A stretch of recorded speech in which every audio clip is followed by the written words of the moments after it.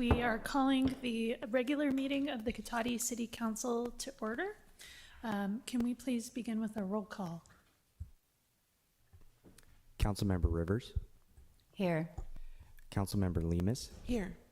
Councilmember Harvey. Here. Vice Mayor Ford. Here. Mayor Sparks. Here.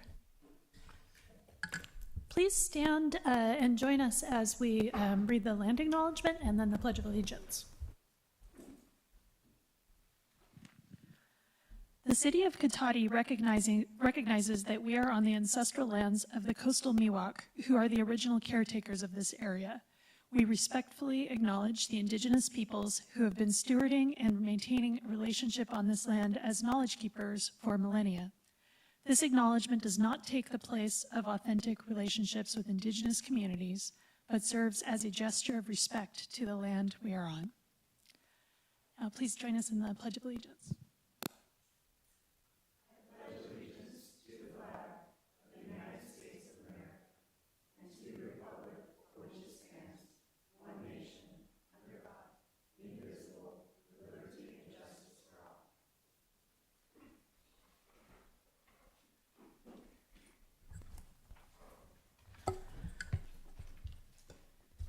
We are going to approve the minutes from our special meeting on May 13th and our regular meeting on May 28th.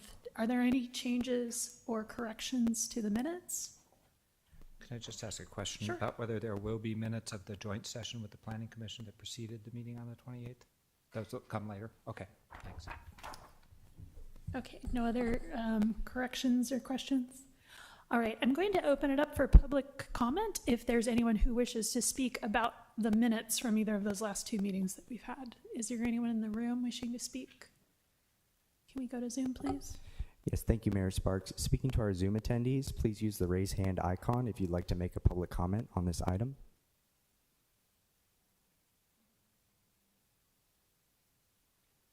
Mayor Sparks, that'll end public comment. All right, thank you. I'd be looking for a motion to approve the minutes. Move to approve the minutes. Second. All right, we have a motion and a second. All in favor, please say aye. Aye. Aye. Any opposed? Any abstentions? The motion passes unanimously. I'm going to read some announcements real quick. Meeting orientation for new attendees and viewers. In conformance with the Brown Act and the adopted City Council rules, the meeting agenda includes items labeled as action items where the City Council may consider the item. If the City Council considers an item, the citizens will be afforded the opportunity to provide comments relevant to the item being discussed. The meeting agenda also includes a citizens' business item, which is the designated place on the agenda where citizens have the right to say whatever they wish. However, the Brown Act prohibits the City Council from taking action or considering any item that is not on this agenda to ensure that other members of the community who wish to provide comment are notified in advance through a properly noticed meeting agenda. Measure B supports police services, a variety of recreation programs for all ages, and the maintenance of our streets, parks, and public buildings. See details on the web at cotaticity.org. Citizens interested in receiving City of Cotati community alerts via text or email are encouraged to enroll with Civic Ready by signing up on the city's website, www.cotaticity.org, under the How Do I link at the top of the homepage. Like always, we'd love to hear from you, so please feel free to contact the city at 707-792-4600 or info@cotaticity.org. If you have a non-emergency issue after normal business hours, you can contact us at 707-792-4611. And of course, if you have an emergency, please contact 911. Continue to look for updates on the city's website and social media channels available on Facebook, Instagram, and Civic Ready. So we have two proclamations tonight, and the first proclamation is our Juneteenth proclamation. I'm going to turn it over to Councilmember Rivers to read the proclamation. Okay, so this is the City of Cotati proclamation celebrating Juneteenth.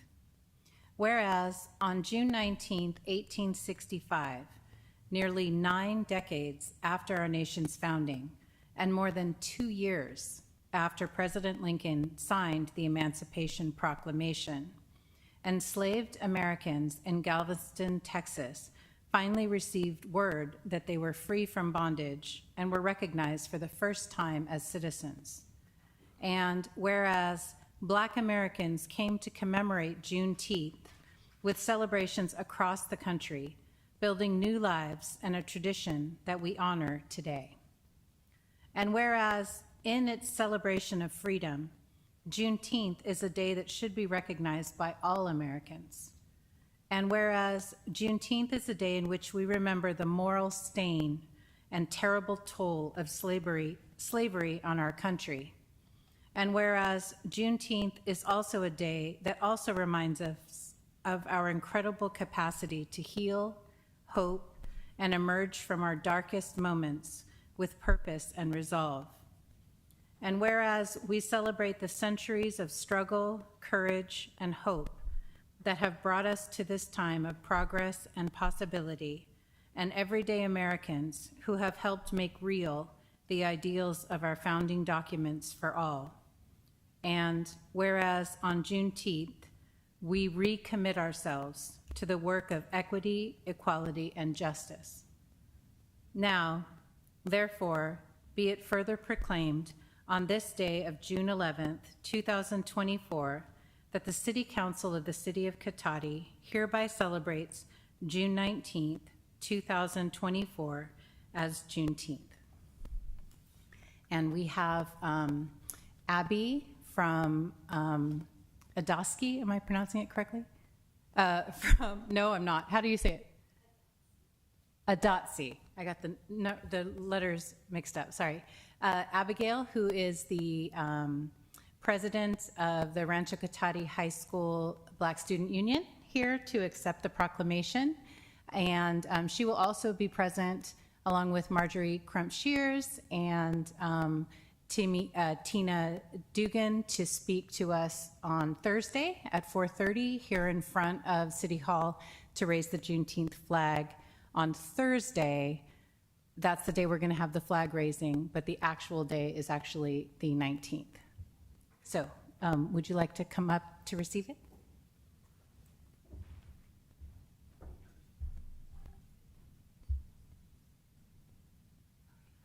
Could we come up and take a picture with you? Great.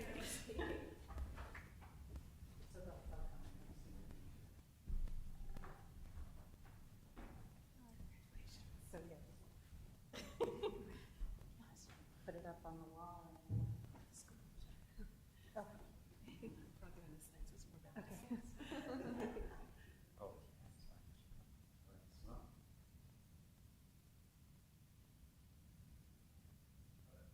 Thank you so much. Thank you for coming.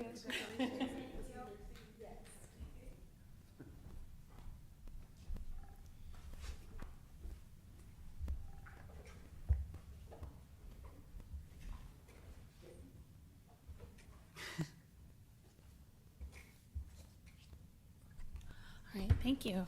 Next, we have a proclamation for Women Veterans Days. I will go ahead and read that. Proclamation of the City Council of the City of Cotati for Women Veterans Day. Whereas 2024 marks the 76th anniversary of the groundbreaking Women's Armed Services Integration Act, which was signed into law by President Harry S. Truman on June 12, 1948, enabling women to serve as permanent regular members of the Army, Marine Corps, Navy, and Air Force. And whereas women veterans are one of the fastest growing demographics within the United States military and are expected to reach nearly 20% of the veteran population by 2024. And whereas Sonoma County is home to many women veterans who have served our country with honor and dignity, often in extremely dangerous situations, including being taken as POWs from World War II through Operation Desert Storm, Operation Noble Eagle, and Operation Enduring Freedom. And whereas through their selfless sacrifice, courage, dedication, and honorable military service, women veterans have safeguarded our heritage and freedom while providing valuable service and expertise to our society. And whereas women veterans have been leaders not only in securing their own rights of suffrage and equal opportunity, but also at the forefront of numerous major progressive social change movements in history, paving the way for future generations to enjoy the unalienable rights, duties, and responsibilities afforded equally to all residents of the United States of America. And whereas each woman veteran is extraordinary in her own way, proving that women working inside the home or outside in academia, science, technology, business, labor, governance, and more maintain critical roles in every sphere of society. And whereas the City of Cotati recognizes the bravery of all women veterans, including those who made the ultimate sacrifice and laid down their lives to protect our country. Now, therefore, be it further proclaimed on this day of June 11th, 2024, by the City Council of the City of Cotati, that June 12th, 2024 is hereby recognized as Women Veterans Day in the City of Cotati, and the City Council encourages our community to honor women veterans for their outstanding achievements and invaluable contributions to our nation. Did you have anything you wanted to say? I know you were involved with delivering this to our local group. Well, I just really appreciate all the women out there that have joined our services. They've done a lot, they've come a long way, and they continue to do a lot. Unfortunately, we couldn't get anyone to come here, but they have their monthly meeting, and I will bring this and make sure that they get that. So thank you. Thank you so much. All right. Next, we have the approval of the final agenda. I don't believe we have any changes proposed to the agenda. No proposed changes, Mayor. Okay, so we'll move on. Number 9, citizens' business and public comment for consent calendar items. Any member of the public wishing to speak to the council on any items listed on the consent calendar or any matters not listed on the agenda that are within the subject matter jurisdiction of the council may do so at this time. Pursuant to the Brown Act, the council is not allowed to consider issues or take action on any items not listed on the agenda. Pursuant to City Council Policy 2023-01, comments of any member of the public are normally restricted to a total of 3 minutes in length per person for matters not on the agenda, and a total of 3 minutes per person in length for any and all items on the consent calendar. The mayor may extend the time limit for a reasonable time where a disability accommodation has been requested. To facilitate public comment, the deputy clerk will alert speakers when there are 30 seconds remaining. I'd like to go ahead and open up the citizens' business and consent calendar public comment period. Is there anyone in the room with us today who would like to make a comment?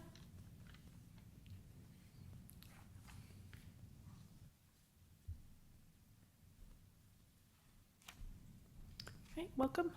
Thank you. Good evening, council. And I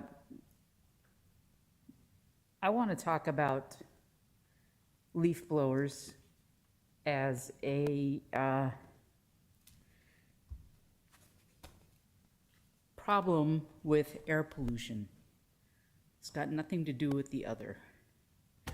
Gas leaf blowers are a major source of air pollutants that impact health both directly when inhaled and indirectly through acceleration of climate change. Gas leaf blowers' combustion engines are extremely low efficiency. 30% of gas and oil that they use is unburned and released directly into the atmosphere. The California Air Resources Board estimates that operation of a gas leaf blower for 1 hour releases emissions equivalent to driving a car for 15 hours or 1,100 miles. 1 hour. I want gas leaf blowers banned in our city. I don't know why we're buying Teslas like we are and not banning gas leaf blowers. Noise pollution is a problem. Breathing this air is a problem, especially for children.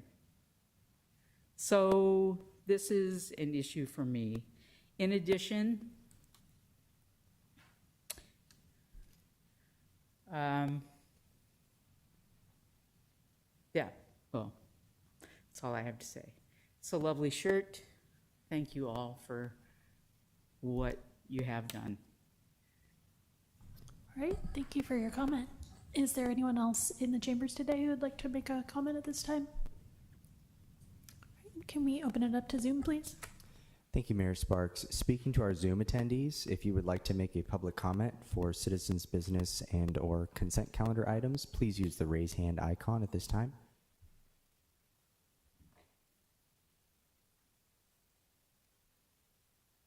Mayor Sparks, that'll end public comment. Thank you. All right, thank you very much.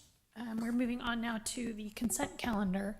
Is there anyone on the council who wishes to pull a consent calendar item? Okay, not seeing anyone wishing to pull something. I'd be looking for a motion to approve the consent calendar. Move to approve the consent calendar. Second. We have a motion and a second. All in favor, please say aye. Any opposed? Any abstentions? The consent calendar items are approved unanimously. That takes us to direction on future agenda items. Is there anyone on the council who wishes to give direction for a future agenda item? Okay, seeing no takers, we move on to our first public hearing. So we have a public hearing on the introduction of a noise ordinance, amendments to restrict the use of gas-powered leaf blowers during certain hours. So we will go ahead and get a report from staff, and then after that, we'll open the public hearing on this. All right. All right, thank you, Mayor, members of the council. So as you recall, we, back on May 14th, the City Council reviewed an initial draft of this ordinance that's in the packet tonight, and specifically affirmed what they were looking to accomplish with the ordinance. And the two main things are, one is about leaf blowers, and so specifically restricting the hours of use of leaf blowers. And so it has a very targeted restriction on hours of use, gas leaf blowers specifically, which was the council's preference. And that is, if it's adopted, if this ordinance is adopted, it'll add that additional provision. And as I mentioned at the last meeting, the way this would be enforced would be not through ticketing landscapers and that sort of thing, but through residents or businesses reporting the issue and then sending it to our code enforcement department. And the code enforcement department would send letters to the landscaper and the property owner. So they'd be mutually basically responsible for it. And based on experience in other communities that have restrictions on leaf blowers, this method seems to work well in almost all cases. So it's not expected that many of these will actually escalate into some sort of actual fine. It's probably just going to be warning letters. And I'll also point out that before the ordinance goes into effect, we would also put out public information about this upcoming restriction, and also contact all the landscape companies that we know that work in Cotati and let them know also, so at least they have an initial, hopefully an initial warning about it. The other thing that this ordinance would accomplish is there's some new language added to better define what a violation is in general for the noise ordinance and provide some additional clarity around that for code enforcement.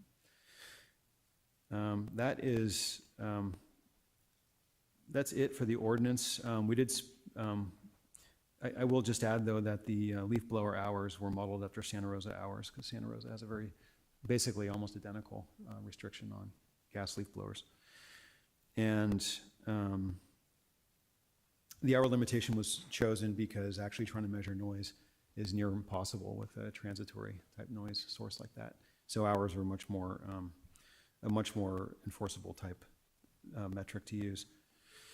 And just a reminder too that as of January of this year, there was a state law that prohibited the sale of new gas-powered leaf blowers, lawnmowers, and other small off-road engines in California. So I expect over the next decade, we'll slowly see a decrease in the number of these that are around as they phase out, but they're no longer for sale in California. And with that, I'll just leave it there, but I'd be happy to answer any questions. Okay, since this is a public hearing, we should be careful to just ask questions of staff first, and then if we have any discussion, we'll save that for after we've heard public comment. So yes, question. Yeah, so I heard you say that it would be a warning letter and the intent would be for that behavior to change before fees were incurred, but what fees would be incurred were the warning not heeded? So if, let's say hypothetically, we get repeat violations at the same location, the same property owner, same landscape company, then the warning letters could eventually turn into a per-day fine that would then come, so if, in the worst-case scenario, I mean, this is almost never, but in the worst-case scenario, it actually comes to an administrative hearing with an administrative law judge at the end of all of that, but that almost never occurs. It's very rare. But it would just be an escalating like per-day fine for repeat violations. So it sounds like there really aren't any then. It would be the fines that you would incur from having the administrative hearing then? I'm just trying to clarify. I'm not trying to challenge. Yeah, the administrative hearing would basically be the due process mechanism to have, for the property owner and the city to present their sides of the violation, and then a neutral third party would then rule if that person has in fact violated the code or not. Okay. And then the fines would be assessed at that point. Based on the fees for the court? Or is there something else? That's what I'm trying No, to. there is a per day, there's a per day fee, but then if you actually get as far as an administrative, you get to that process, then there's also some like fees for the third party, to manage the process, like the Okay. administrative law judge. So I'm just trying to understand. So the per day would be the number of days they continue to do it? Is that like, I just don't understand how it would be. Yeah, it's uncured violations. For every day, it's a new violation. Okay, but typically they just do it once and then they're done, right? So is there like a statute of limitations on that? Or if they just continue to do it like once a week, or like, I mean, how does that work in real life? Yeah, it's kind of out of my depth. I don't know. Noah, you might have some. Oh, yeah. Go ahead, Noah. Yeah, so the fine schedule set up under the code enforcement penalties is $100 per day for the first violation, then $200, and then $500 ultimately per day per violation is how it can work. What the city manager was describing is, in the case of a leaf blower, to your point, this would likely be, these fines and penalties would likely be assessed after multiple violations, multiple letters identifying that they're in violation, and then continued, weekly maintenance of the leaf blower at 6 in the morning. And then we would document that and present it to a neutral third party who serves as this judge. And then they would enforce the penalty plus all the costs that were added through going through that process to enforce the regulation. Okay, thank you. Any other questions? I had one question about the wording of the leaf blower portion of Exhibit A. It reads, "It is unlawful for any person to operate any gas-powered leaf blowers in a residential zone between the hours of 8 p.m. and 8 a.m." What would happen if someone was operating the leaf blower just across from a residential zone? Because our zoning is so jigsaw puzzly throughout the city that there are many spots that are maybe like a commercial or downtown specific plan area that are just 10 feet from somebody's house, but not in a residential zone. The way this is worded here, would they be allowed to operate leaf blowers, say like right across the street or right next to somebody's house? Yeah, so my initial assumption there would be that if the violation's occurring in a residential zone, even if across is where but if it's in your scenario, if there's a commercial zone across the street from a residential zone, I don't know that would apply in that case. I think the violation itself would have to be in a residential zone. Is there a way that we could potentially rework the wording on this to make it so that folks couldn't operate leaf blowers within a certain number of feet from a residential zone or something like that? Or would that be problematic? I think you could do that. We'd probably have to do some wordsmithing, maybe parcels that adjoin, including parcels that adjoin residential? Do the streets have, are the streets within the zones, or they're not?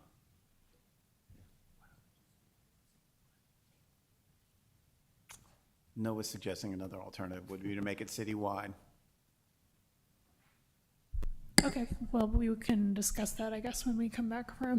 Citywide wouldn't discussion. require any wordsmithing, that's for sure. True. Okay. Any other questions from the council? All right, let's go ahead and open it up to public comment. Is there anyone in the chambers who would wish to make a comment on this item?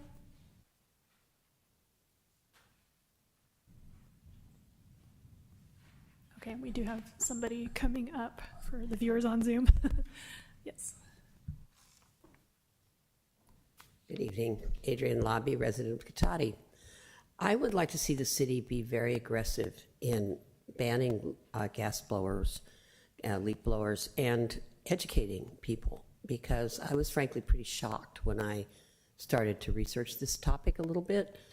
The statistic we heard earlier that the California Air Resources Board estimates operation of a gas leaf blower for 1 hour is equivalent to driving a car for 15 hours or 1,100 miles. I don't think people know that. And the California Air Resources Board is not a wild environmental fringe group. I mean, this is one of the more conservative groups on this topic in the state, as far as I know.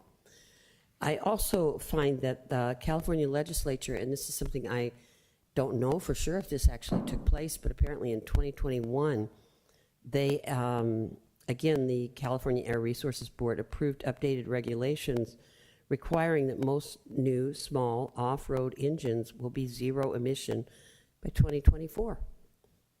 And that includes leaf blowers, lawnmowers, other equipment.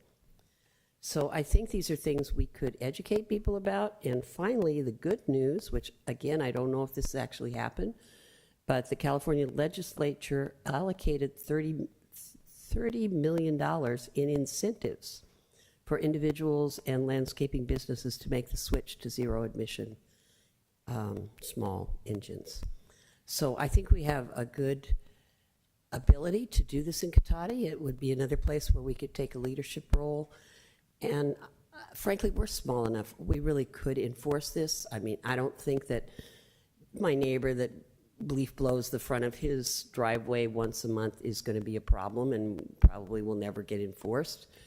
But we do actually know when the landscaping companies come around and, you know, or someone who uses other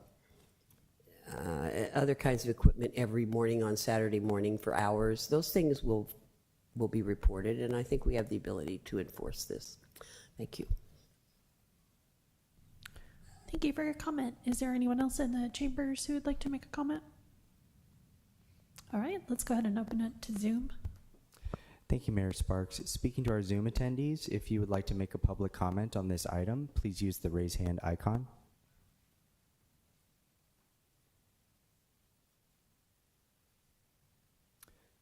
Mayor Sparks, that'll end public comment. All right, looks like we have one more taker for public comment here. Shelley Berman, Cotati resident. Frankly, I'm not feeling I'm not feeling a lot of something that the city will enforce anything. I'm not feeling like enforcement will happen if we have this ordinance or if we don't have this ordinance. And if we did have this ordinance, I would prefer it to be citywide. And I'm not certain about enforcement on any level. So I'm not feeling great about this discussion. And if we're going to have ordinances, in order for them to be something, they need to be enforced. And I believe that we put through ordinances after ordinances and requirements, and there is no enforcement. So I don't know whose job it is to make sure things are enforced. once they happen, these ordinances, so I just don't feel it. I'm a little devastated right now, thinking about another ordinance that won't be enforced. Do we have staff to enforce? Who does it? Am I gonna tell on my neighbor? Is that what's gonna happen? Do I need to be a tattletale for something to get enforced? I'm not willing to tattletale on my neighbor. If we're gonna do something, make sure it's enforced. Thank you. All right, thank you for your comment. Should we check one more time, Zoom, just to make sure, in case anyone else wants to chime in? Second chance for our Zoom attendees. Please use the raise hand icon if you'd like to make a public comment.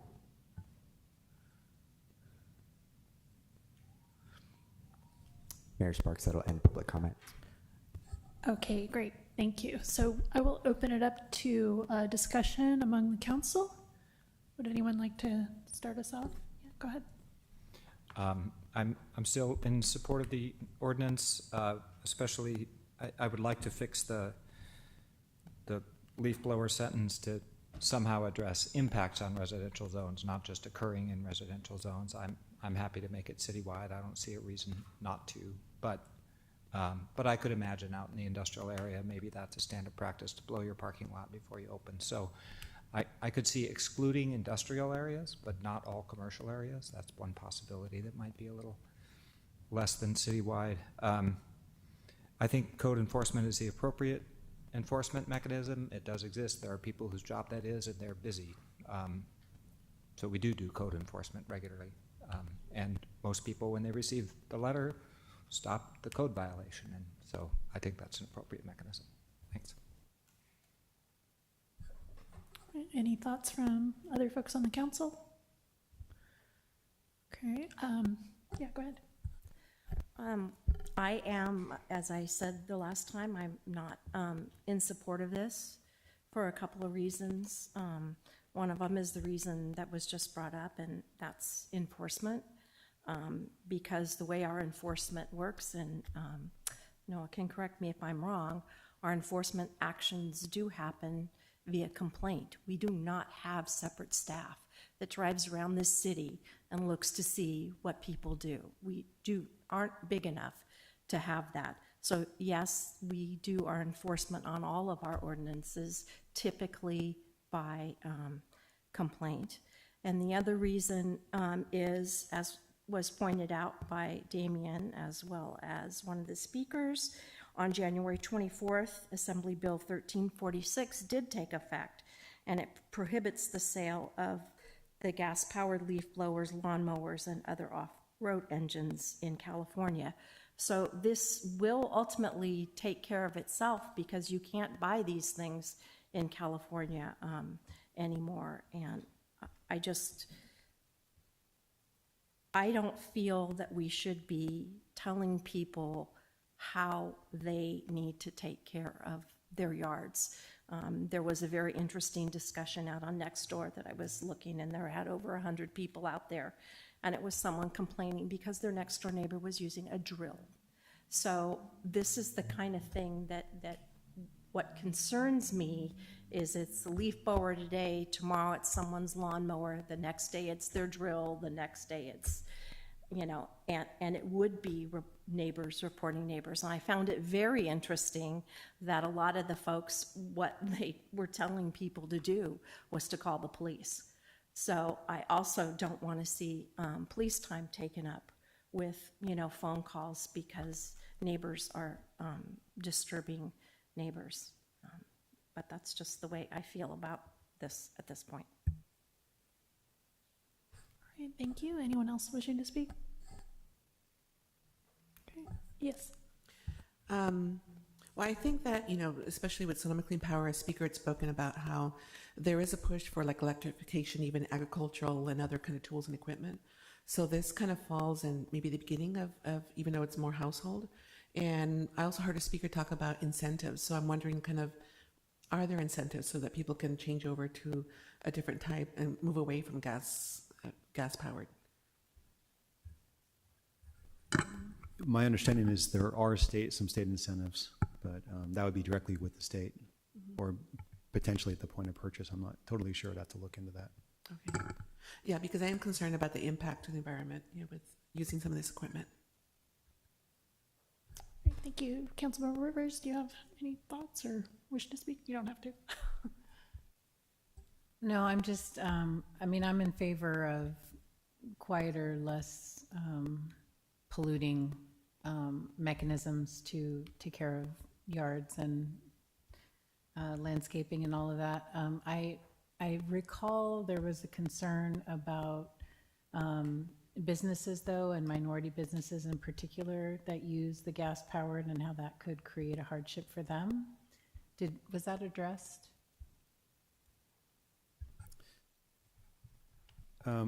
So the, I guess the best answer for that is that the way that the enforcement would happen, or the warning letter initially, and then the enforcement would be, a joint letter. So a letter would go both to the landscape company. So not the person holding the leaf blower, because that's not the person we want to penalize, but the landscape company and then the property owner that hired them. And like I said, it would be a warning letter, and that generally solves all the problems. We'll be doing some initial outreach before this goes into effect to notify them. So I don't really anticipate many escalating to the point of fines. Okay, so I wonder if it wouldn't be too much staff time to include some of that incentive, information on how to access that incentive to make those changes from gas to electric, if we are to enact this ordinance, that in that initial education that we send out, that we could include the references to links, to how to access that. Yeah, that wouldn't be a problem at all. Yes, go ahead. Quick follow on to that. I think also a business license application for landscaping companies would be the time to let them know about this ordinance.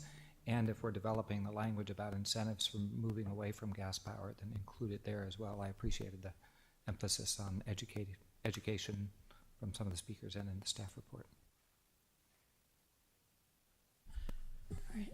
Yeah, I agree. I think that would be it's a great idea to include information on the incentives in the initial educational outreach that happens.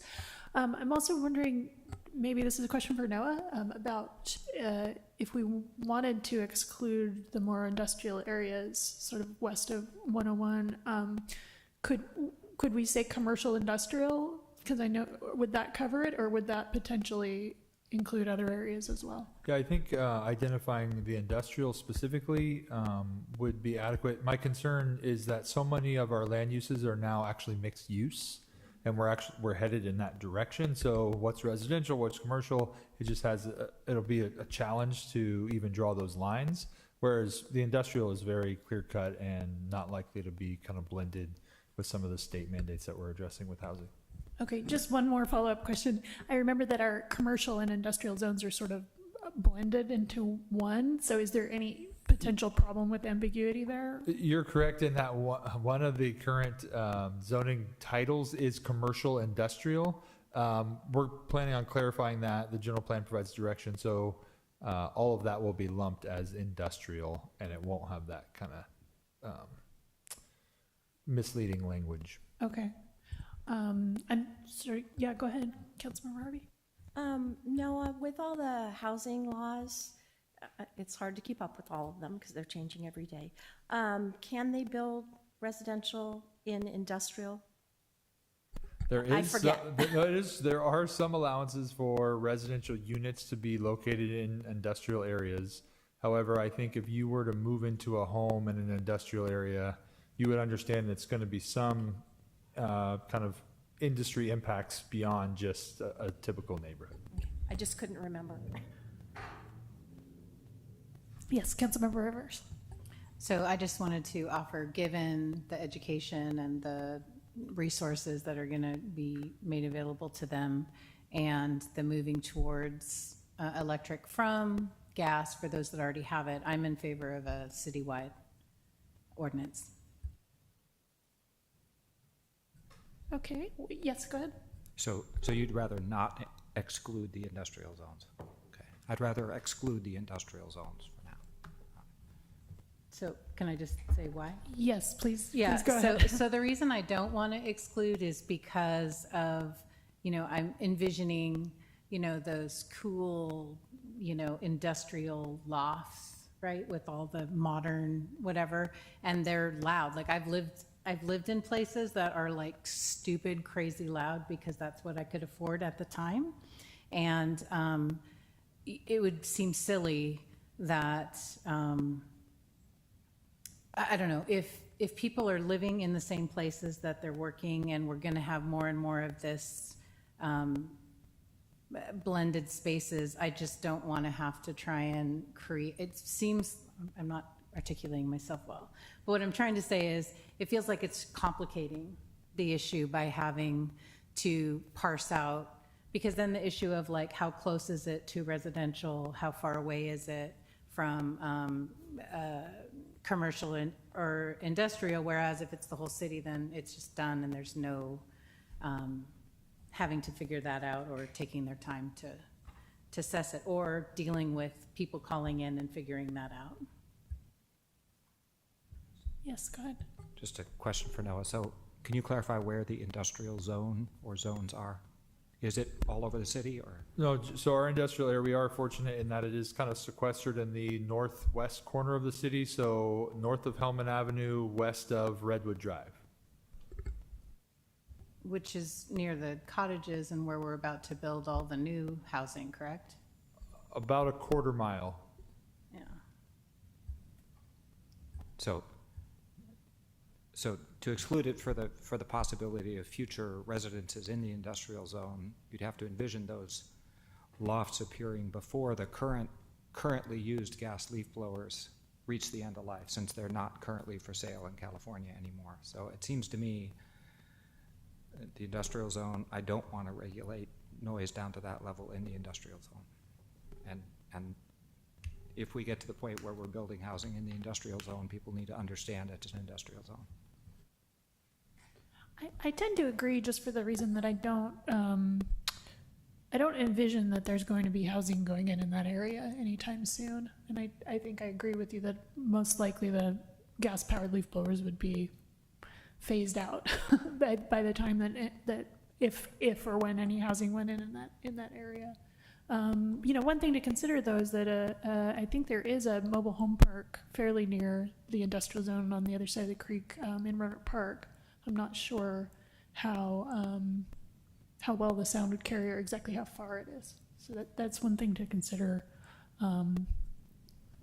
We do care about people in Roanoke Park, even though they're not part of Cotati. Let's see, does anyone else have any thoughts or wish to make a motion? Seems like the main question to decide is, do we want to exclude the industrial zones or not? Would either of you like to weigh in on where you're at on that one? Well, when you just brought up Roanoke Park being really close. So I don't know if just the creek divides it or not. It does seem like it's really close. So if that's the case, then I would probably move towards more citywide if it's close enough to impact the mobile home park.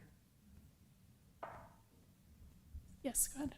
And I just want to say, like, I definitely don't want to over-regulate, but at the same time, if there's going to be an error made, I would rather the error be made on the side of the homeowners and the residents' health than on,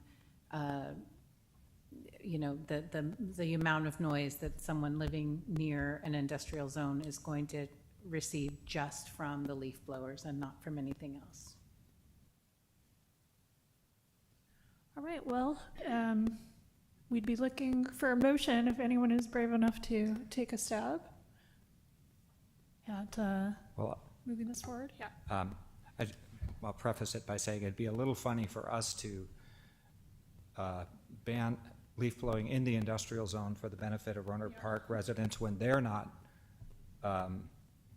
putting time restrictions on their own leaf blowers. But anyway, I will I think I'm going to move this as an amendment to what's before us So we'll vote separately on the language for the leaf blower, if that works.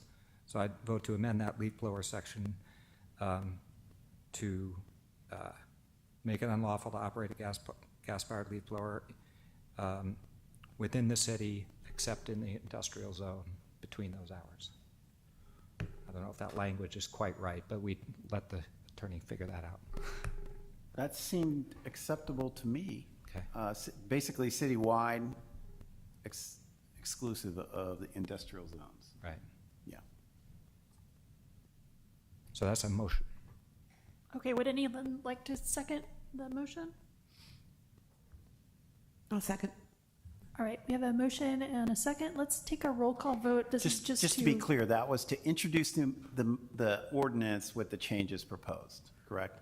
Well, I was suggesting that we vote on that amendment before we vote to introduce because I'm going to vote for the introduction, whether this goes positive Oh, or okay. negative. Yeah, that Right. makes sense. Okay. So this is just on amending the text before us, and then we'll vote, then somebody will move to introduce. That works. Okay. Thank you. Okay, so we have a motion and a second to amend the language here. We're not voting on the ordinance yet, just on whether we want to amend the language here. Let's take a roll call vote, please.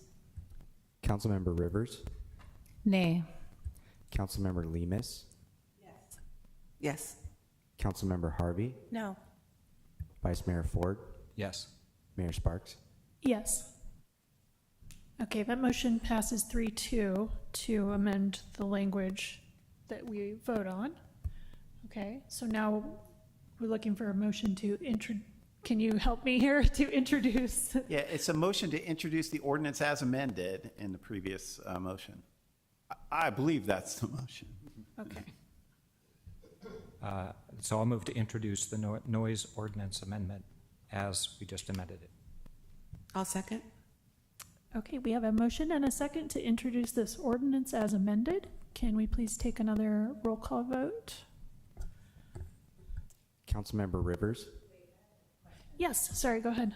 So I can't vote on the ordinance without accepting the amendment, correct? Correct. What's in front of you, well, I'm not sure if I'm.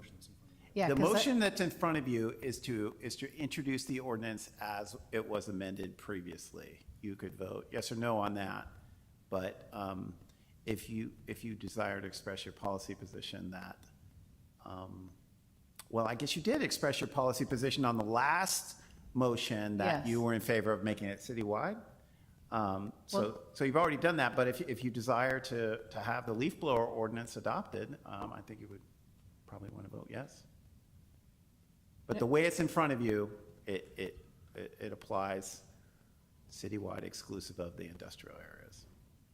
So I cannot vote for the ordinance without the exclusion. Correct. I believe you could make a separate, if this motion failed, you could then make a separate motion to introduce it without the amendment. But we've already had a majority in favor of this amendment, so it seems unlikely to be successful. I'm just trying to explain where we're at. Yeah, that just kind of sucks because I'm backed into a either vote against the whole thing. So why, and that's why that's why you wanted to do the amendment before the ordinance, so it couldn't vote for it without voting for that?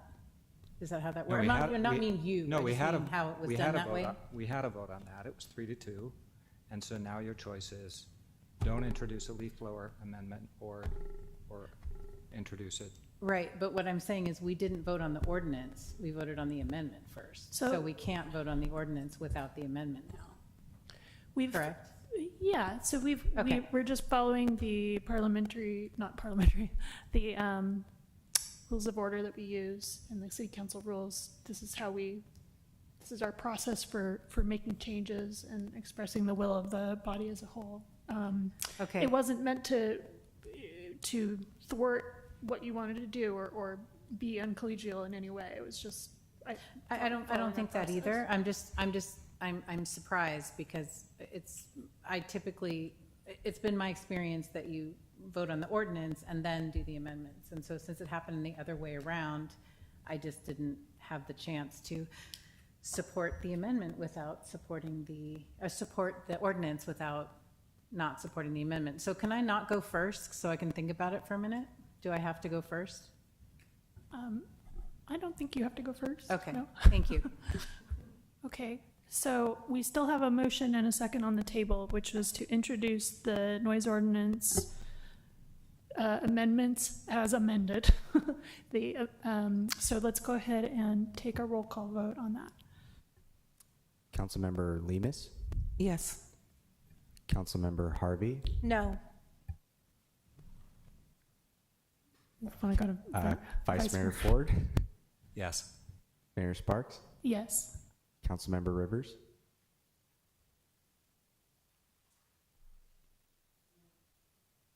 So I guess fundamentally it doesn't matter because I'm going to get outvoted either way. So I guess I'm going to vote nay because I don't want the amendment. Okay, the motion passes on the 3-2 vote. All right, so we are going to go ahead and move on to our next agenda item.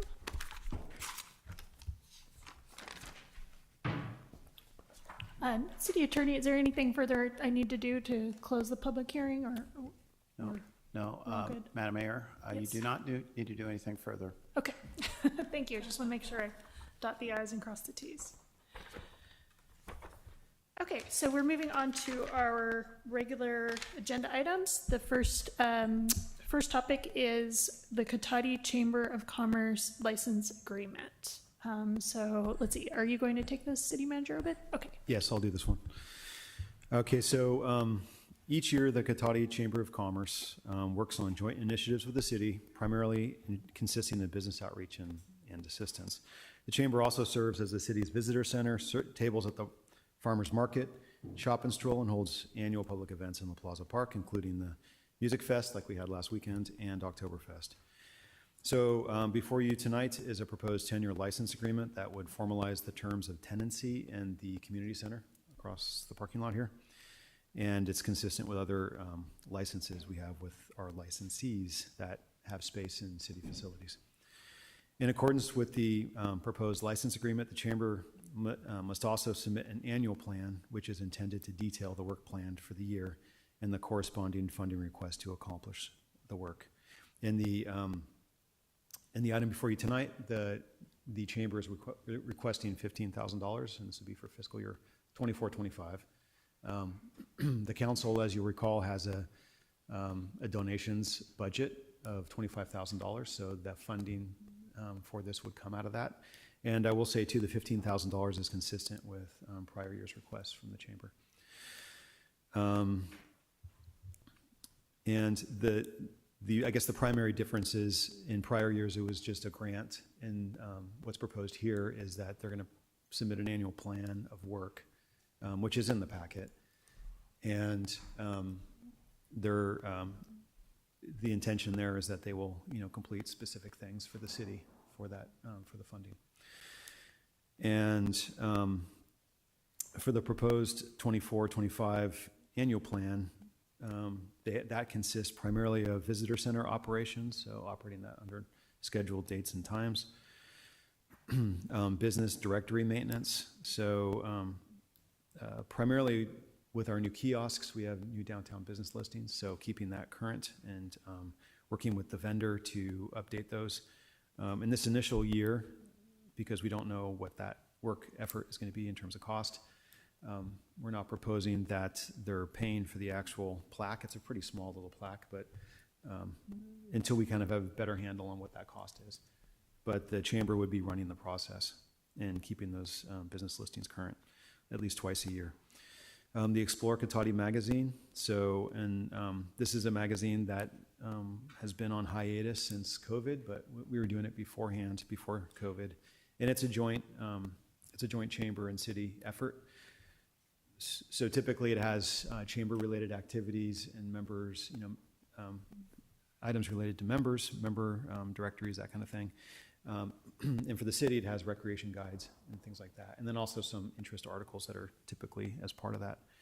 And the chamber led the ad sales, and it's proposed to do that in this case, which typically covers the cost of publication. And so the actual mailing cost is the only thing that we would be splitting in this case. So that would be the city and the chamber splitting the cost of the actual mailing. And then event partnership and promotion, that's the Cotati Music Fest and Oktoberfest, and also the chamber would be promoting our city events through their media channels. Business liaison and meetings, so regular business promotion and visitations for local businesses every 2 months. And that's generally with city staff and economic development board staff. So we check in with businesses around town and get feedback from them on what's working, what's not working, what they need help with, where their challenges lie. And then additionally, as part of this, the chamber will be providing the city with a chamber board roster, a list of current chamber members, an annual schedule of events and programs, and monthly summary of all the business interactions, requests, issues, outcomes.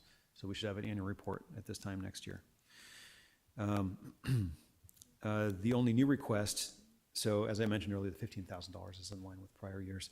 The only new request that the chamber is asking for is rent waivers for up to 4 rentals of the Cotati Room or Community Center rooms.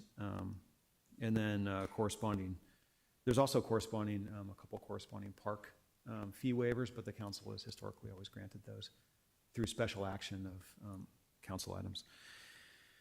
This is not inclusive of deposits, security deposits and cleaning fees. They would still have to pay those, but just the rental. So that would be about a $400 annual revenue reduction to be able to do that. And if the council is, if the council moves forward with this tonight, this is the costs and revenue reductions are all included in the, or will be included in the proposed 24-25 budget. With that, I'd be happy to answer any questions if there are any on this. All right, do we have any questions from the council? Yes, go ahead. So as I understand this, Damien, then they're not asking for funding right now. It would be after July 1st. Well, that's my proposal, yeah. I mean, we're basically there at July, so it would just make more sense to do it with the start of the fiscal year concurrent with the annual plan, in my mind. Okay, I just wanted to clarify. Okay, other questions? All right, I'd like to open it up to public comment. Is there anyone in the chambers wishing to make a public comment on this item? All right, let's open it up to Zoom. Thank you, Mayor Sparks. Speaking to our Zoom attendees, please use the raise hand icon to make a public comment. We do have a hand. Lori, you have the floor. Well, after 8 years, you've decided to listen to my advice. I've been saying for 8 years, and the reason why this needs to be a contract is this: you've been jeopardizing the city, the nonprofit status of the chamber, because they have to have membership dues and their own fundraising events. They could have a contract with you, but it had they're a 501c6, not a 501c3. So, for the last 8-9 years I've been saying this, you haven't done it. Now you do it, because now you're going to hold them accountable. They have to do a report. This has been years in the making, and you jeopardize their tax-exempt status by not listening to me. You don't listen to me anyways, but you might want to listen to the person who has a graduate level certificate in nonprofit administration next time. Thank you. Great, thank you for your comment. Any other Zoom attendees? Seeing no more hands, Mayor Sparks, that will end public comment. Thank you. Okay, I'd like to open it up for discussion amongst the council. Does anyone have any thoughts or questions or comments? My question is, did they ask for 15,000, or is that what we've traditionally given them, so that's why we're giving that same amount? I'd say both. Both, okay. That's what they asked for, but that is also coincidentally what we've traditionally given them. Okay, I don't know if there's a way to give them, I don't know, 20,000 or something, because I just feel like everything else has gone up. Other organizations, you know, the cost of having events and different things has gone up. So I don't know if there's a way of increasing it to 20,000. So the council has a $25,000 donation budget. And the council could go to 20,000. It just means there's only 5,000 left for the small community grants program that will be coming soon. The idea was it'd be 10,000 for that and the 15,000 for this. Just a clarification, so you're talking about fiscal year 2024, 2025, that would reduce our entire budget to only $5,000 for any grants for community programs? Okay. Yeah, for the small community grant program that we have not talked about yet, but is forthcoming. Coming soon. Yeah. Do you know when that is coming roughly? Either the next meeting in June or the first in July, one of the two. So pretty soon. Yeah. Okay, yes, go ahead. Yeah, I think that it's important for us to save some amount of money for that, because that is one of the things that the mayor and I found out as we went out into the community and spoke with the community, is new startup events. If we want various startup events, you know, they need a little bit to get going, and that was one of the things that we came up, and I think we do need to kind of put aside a fair amount of funds to be able to start working on that. Yes, go ahead. Yeah, I would support any change needs to be negotiated in next year's discussions prior to the budget cycle and things like that. We need to get ahead of this more than a couple weeks. All right. If there's no more discussion, I'd be looking for a motion. I move to make a motion to authorize the city manager to execute the attached license agreement with the Cotati Chamber of Commerce and approve the fiscal year 24-25 annual plan for chamber activities. I'll second. Okay, we have a motion and a second. All in favor, please say aye. Aye. Any opposed? Any abstentions? All right, the motion passes unanimously. We will move on to item 13B, which is a discussion of the NorCal Oaks license agreement. Are you taking this also, City Manager Obid? Okay. Yeah, okay, so bear with me. Let's try to get through this quickly. So under future agenda items on May 14th, this was a request from the council that the license agreement with NorCal Oaks be brought back before the city council for discussion. And just in way of background, the city does own and operate and maintains both Cater Field and Putnam Field, which are where these baseball fields are located that are under the license agreement.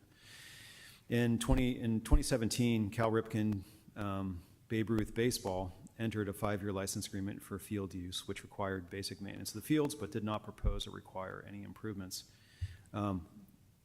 They ended up pulling out in 2022. After basically years of neglect, the fields were not usable for organized sports, and so they pulled out. In early 2023, NorCal Oaks, a nonprofit Little League organization, approached the city to use Putnam and Cater fields. And due to the field conditions, extensive repairs were necessary to use the fields for organized sports. And unlike prior Little League teams, NorCal Oaks did offer to fund the repair and upgrade the baseball fields. They were looking for a new home field. They were currently traveling around at that time. On May 9th, 2023, the city council authorized a 10-year license agreement with NorCal Oaks, and the license agreement included a commitment by NorCal Oaks to contribute up to a little over $577,000 to completely overhaul Putnam and Cater fields, and a commitment by the city that NorCal Oaks had the first right to schedule the fields for Little League use during the term of the license. Additionally, NorCal also is required to maintain the fields and pay the utility bills and related expenses. NorCal Oaks began construction activities in July of 23, which was substantially complete at Putnam in May of 2024. And work at Cater is approaching completion, but it won't be actually complete. It's not expected to be complete until July of this year. They, as I mentioned earlier, they had a commitment of a little over $577,000 to fund the upgrades. To date, they've invested $1.3 million in the fields, with a projected total investment expected at $1.4 million, which is resulted in a complete overhaul of the fields, and it obviously significantly exceeded the commitment in the license agreement.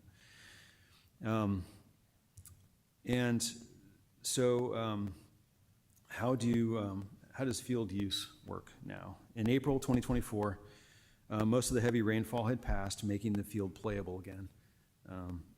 At that time, NorCal Oaks began using the Putnam Field on a regular basis. To prevent damage to the field, primarily dogs off leash, bicycles on the turf, or any uses during heavy rainfall events or shortly around those periods, the field gates were locked, and use is currently by reservation with the city for groups per the park policy, or informal access directly through NorCal Oaks. The main access gate to the baseball field has signage that includes clear language indicating that it's a public field, a QR code link to the advanced field schedule on the city website, and there was also an update to the NorCal Oaks phone number so people could more easily schedule informal uses of the field, and contact information for the city to schedule group uses.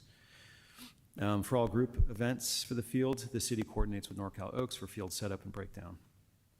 When not in active use, the bases are removed and locked to prevent theft. This is based on, I think, many years of firsthand experience with them walking away if they're not locked during times when the field's not being used.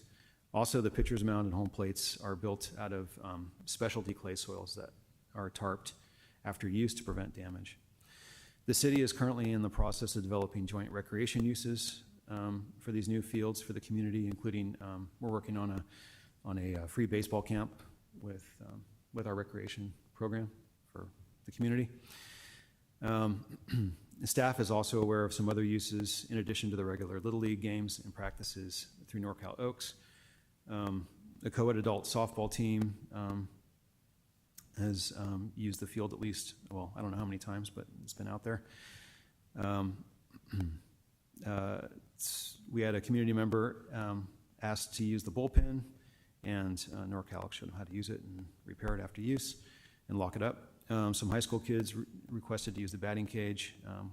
NorCal Oaks had them sign a waiver and left them to lock it up.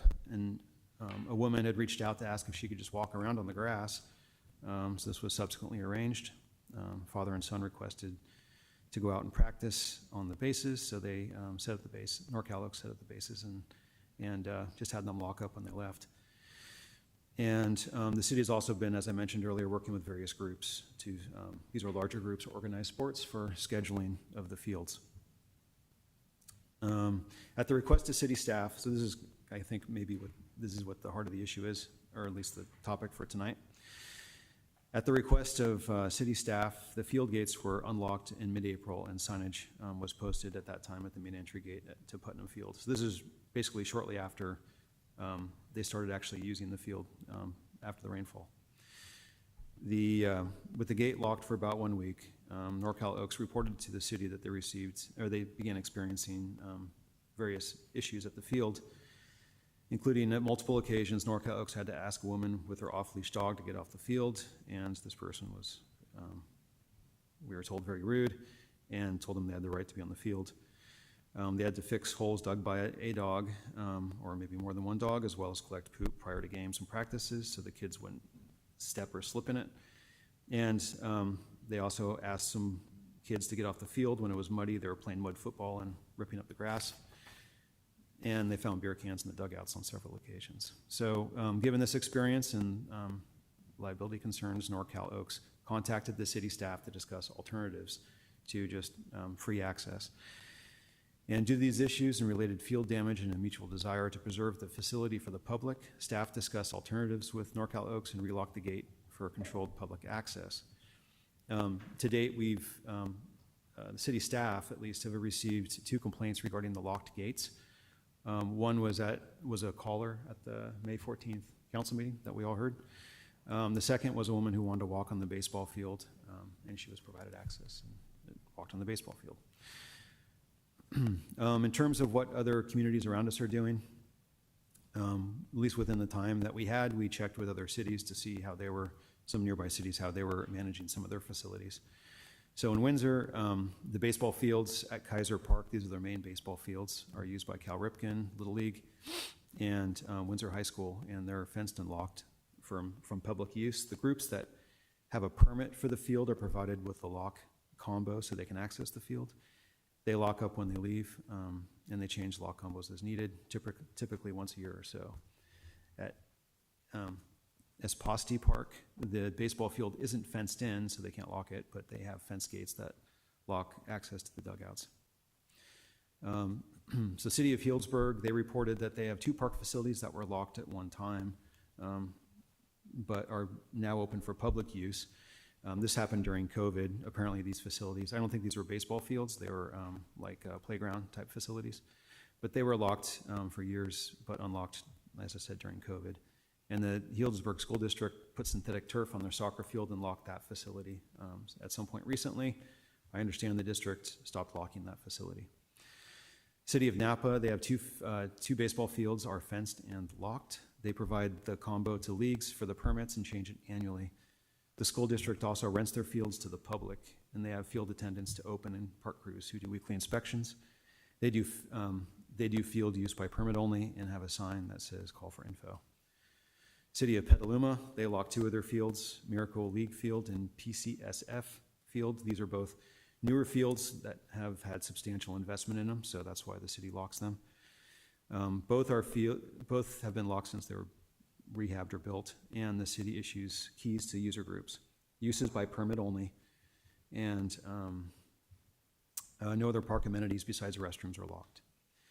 City of St. Helena, the fields are not locked, but they do lock the grandstands and dugouts. Dogs off leash are prohibited by ordinance, and they have the police department enforce and do extra patrol. The City of Roanoke Park does not lock their fields. The city does lock the service gates on the fields to prevent unauthorized equipment from going into the field. And users with permission are given keys so they can access those particular gates. Fields are locked in case of bad weather to prevent damage from use on a wet field.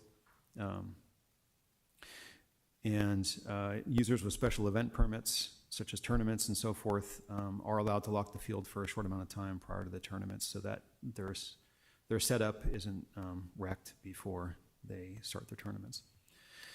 City of Novato, no locks on baseball fields, but they lock pickleball courts during closed hours. The school district in Novato has been making improvements to their outdoor athletic facilities and are locking each of them, including tennis courts, tracks, synthetic fields, etc. And they're currently working on a key fob system where residents can purchase a fob for lifetime use. This wasn't in the staff report because it came in too late, but City of Santa Rosa also replied to us. And they lock as many of their fields as they can and then issue keys each season to user groups with field use rules. Permitted uses take precedent. They lock the fields to protect them so they remain in usable condition for renters, other permitted users. They have no dog on ball field policies, and there's a particular Galvin softball field. They close it during the day. I guess there's a rogue dog group that would leave presents for the league when they play on that field. So that gets us to some potential options, but I would say that, in general, it seems like some cities, some nearby cities at least, that have newer fields that want to keep them in rental or competitive league type condition, have some sort of access control. And considering the investments that went into the fields here, which actually, make our fields among the best in the county actually for baseball. And also, some of the desire that we've heard for public access that brought this item here tonight. I think, at least from a staff perspective, we had 2 potential options there, and one is scheduling open public field times. So now we haven't heard a lot of call necessarily for this, but this could be a bridge to that. you know, that we have a lot of call for just general public use. I mean, at least the city hasn't directly gotten those requests. So, but this option might bridge that need where it's low cost and can be implemented immediately and basically add open public field times to the schedule. So in addition to all the other ways they can already schedule use on the field, we could also schedule just open times when the fields could be set up. Anyone that wants could play during those times, and then it could all be broken back down and put away after that. And like I said, it wouldn't preclude all the other ways that people can access the field that exist today. Use of the batting cages would require liability waivers, and that's just due to the liability and the equipment that's in those areas. The other alternative is a key fob system, and this is obviously more expensive and complicated, but the city could create a key fob system, and it could be checked out at the police department with liability waivers. And key fobs are, at least from our perspective, are better than locks or combos, or keys or combos, because those can be lost, shared, whatever. Key fobs are not, and they can easily be deprogrammed if they don't come back. And on this option, we haven't explored it too far, but we would have to figure out how bases get set out and tarps get removed and get put back in. So there'd be some instruction or coordination there. And then lastly, I just will say that the parks generally are going through a lot of improvements right now. Putnam, the first step of the Putnam Park was the baseball field, and so that's what everyone is seeing at this moment. We are in the final stages of design for the Putnam, the rest of the Putnam Park project, which, as the council knows, is planned for, at least part of the project is planned to be funded in next fiscal year's budget. So in the not too distant future, we're going to be hopefully having a fenced-in dog park in the front of the park of Putnam, as well as a field in the back, walking paths, and a bridge across the creek. At least that piece of it we're hoping that we can fund in this initial phase. And it'll give people more options, you know, for dogs, because we also have a off-leash dog ordinance issue that we need to address, but it doesn't make sense to deal with that quite yet until we have some facilities that we can have people have their dogs off leash. So it's a closely related issue. I just thought I'd put it out there that that soon the rest of the park will be improved and there'll be some more options, particularly for dogs.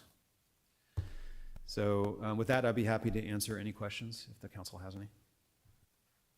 Great questions. Yes, go ahead. Damien, you mentioned that NorCal Oaks maintains and pays the utility bills for the baseball fields. You have any sense for what that cost is? Because that would be an ongoing monthly cost in addition to the 1.4 million that's been spent.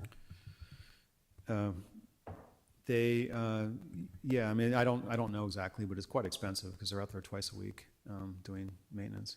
In the tens of thousands, in the yeah, hundreds of, well, not hundreds. I wouldn't okay. say hundreds of thousands. Okay. I mean, unless there's like some sort of damage, some extensive damage that occurs. Okay. But I mean, I would say probably in the tens of thousands in a year. Yeah. Okay, all right, thank you. Yeah. Okay, any other questions? Okay, I have a comment card. I'm going to open up public comment. If Kimberlyn Moffett would like to come up.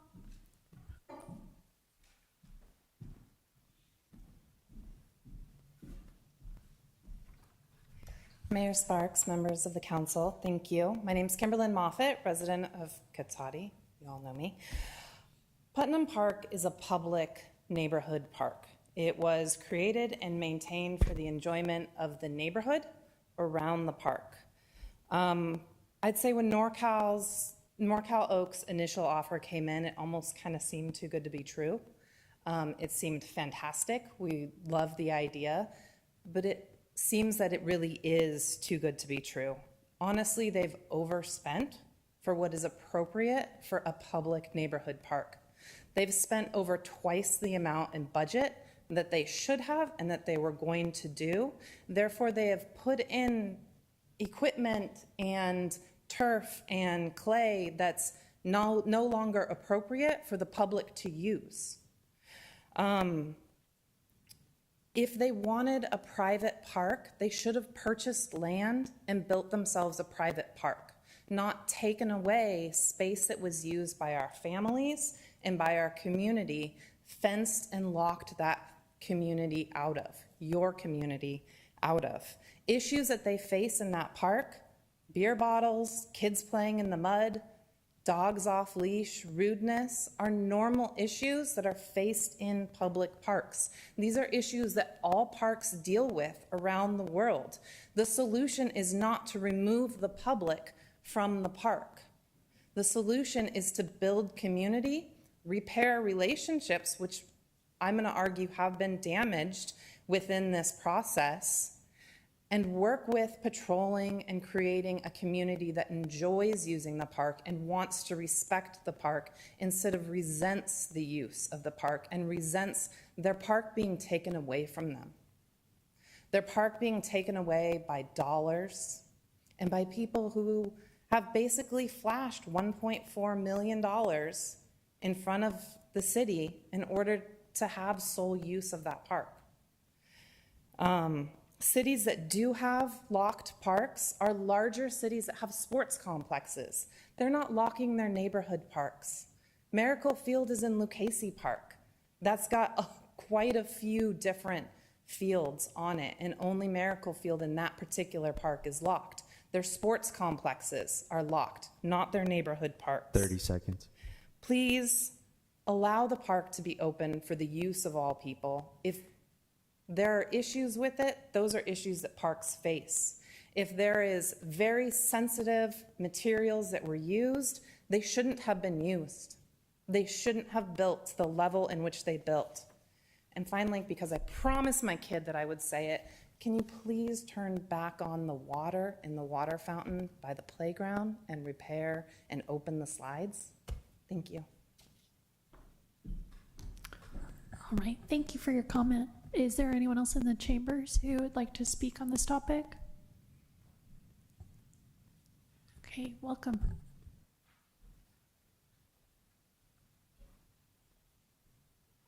Hello, Adrian Lobby, resident of Katati. I use this park mostly when I'm out with my dog. And the baseball field is out of proportion to the rest of the park. The size of it in general is, I don't know how it was approved and went through our departments who look at designs and all that, but it should have been pretty obvious that it was going to be a huge area of the park, much bigger than the other field. And then all of the stuff that they built around it, the dugouts, the, I guess, batting cages, I don't even know all of the things it is, but they're just sort of out of size and annoying on that level. I see dogs off leash in that area. That's pretty traditional now. I don't ever see any problem. I'm there fairly frequently. It seems like the dog owners police their dogs pretty well and, you know, make sure they play nicely with others. I would really hate to see that suddenly become a piece of what's left would now be a fenced-in dog park. That would be a huge loss to dog owners. I don't know how to fix this, but it's a problem. Thank you. All right, thank you. Have another commenter, welcome. Thank you, Shelley Berman, Katati resident. We have 2 baseball fields in Katati that have been sold. And our kids don't have access to a baseball field. Our public parks are public, and I'm frustrated that they are being sold. And I looked at the pictures in your packet, a picture of Putnam Park as it was. And the ball field footprint, it is, what is there now is at least twice the size of the original footprint.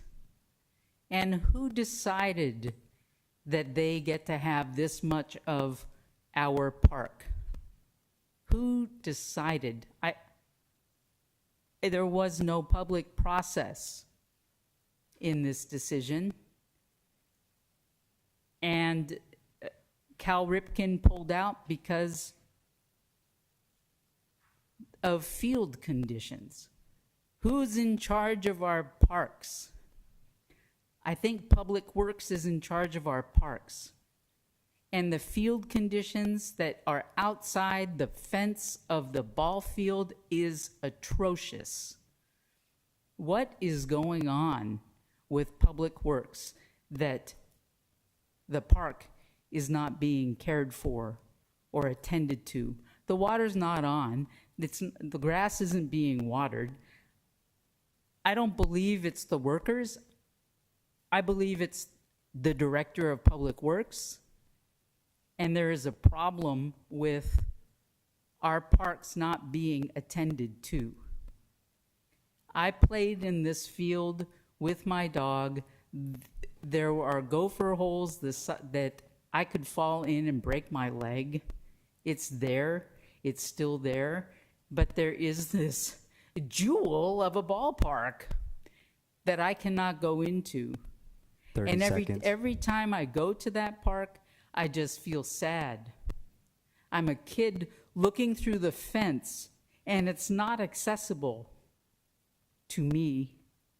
My kid doesn't get to play there, and neither does yours. This is a problem. We sold out, and this should be voided. That's my idea. Void the lease. They went beyond. And the water is on behind home plate at the ball field. It is not on I'm gonna have to ask you to finish up. Your time for is our run out. children. For our children. There is no water, but there's water behind home plate. Thank you for your comment. Is there anyone else in the chambers who would like to make a public comment? All right, can we go to Zoom, please? Thank you, Mayor Sparks. Once again, speaking to our Zoom attendees, please use the raise hand icon to make a public comment.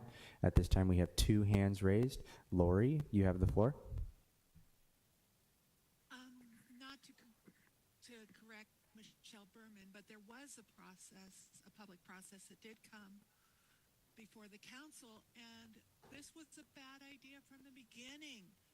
It's the city's responsibility to upkeep parks, and yet they offered money and improvements that the city should have owned. This was all financial mismanagement over many years that caused the situation. And you should have just expected that if you're going to lock the gates in a public park and sell out the public, that was going to happen with the contract you all put together. It's just because it's happening in other cities doesn't mean it should be happening. This taking of public parks away. One thing you didn't mention in the cities is the city of Sonoma just rented a baseball field out to Transcendence Theater Company. For that one, is that next? Our Hub Plaza will become used by and fenced off so that certain groups can just use it. You're going down a bad path, and you should have never, ever have signed this, and you should have made it public, much more public. You'd hide these things in agenda packets and everything. If you didn't think that this wouldn't be an issue, that you're closing up public lands for private use, you were naive. Thank you. Bye. Great, thank you for your comment. Once again, please use the raise hand icon to make a public comment. Our next hand is Neil Hancock. Neil, you have the floor.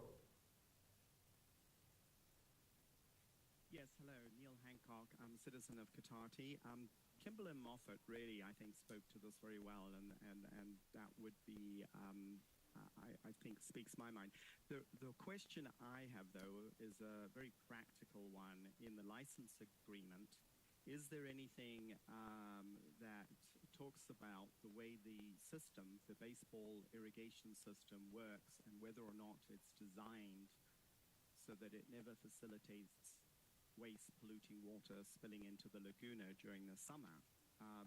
So, there's a number of combinations here, but when I look at what's not there on the ground, it really seems to me like there's a good opportunity, there's a potential that overwatering of that system will result in spillage into the laguna. Now, maybe this will be handled later on in the park's development, but I just want to bring it up that it doesn't, there didn't seem to have been good practices put in place for managing the stormwater systems while this was being built.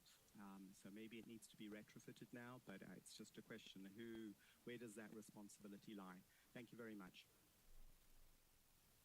Great, thank you. Our next speaker is Anthony Fires. Anthony, you have the floor.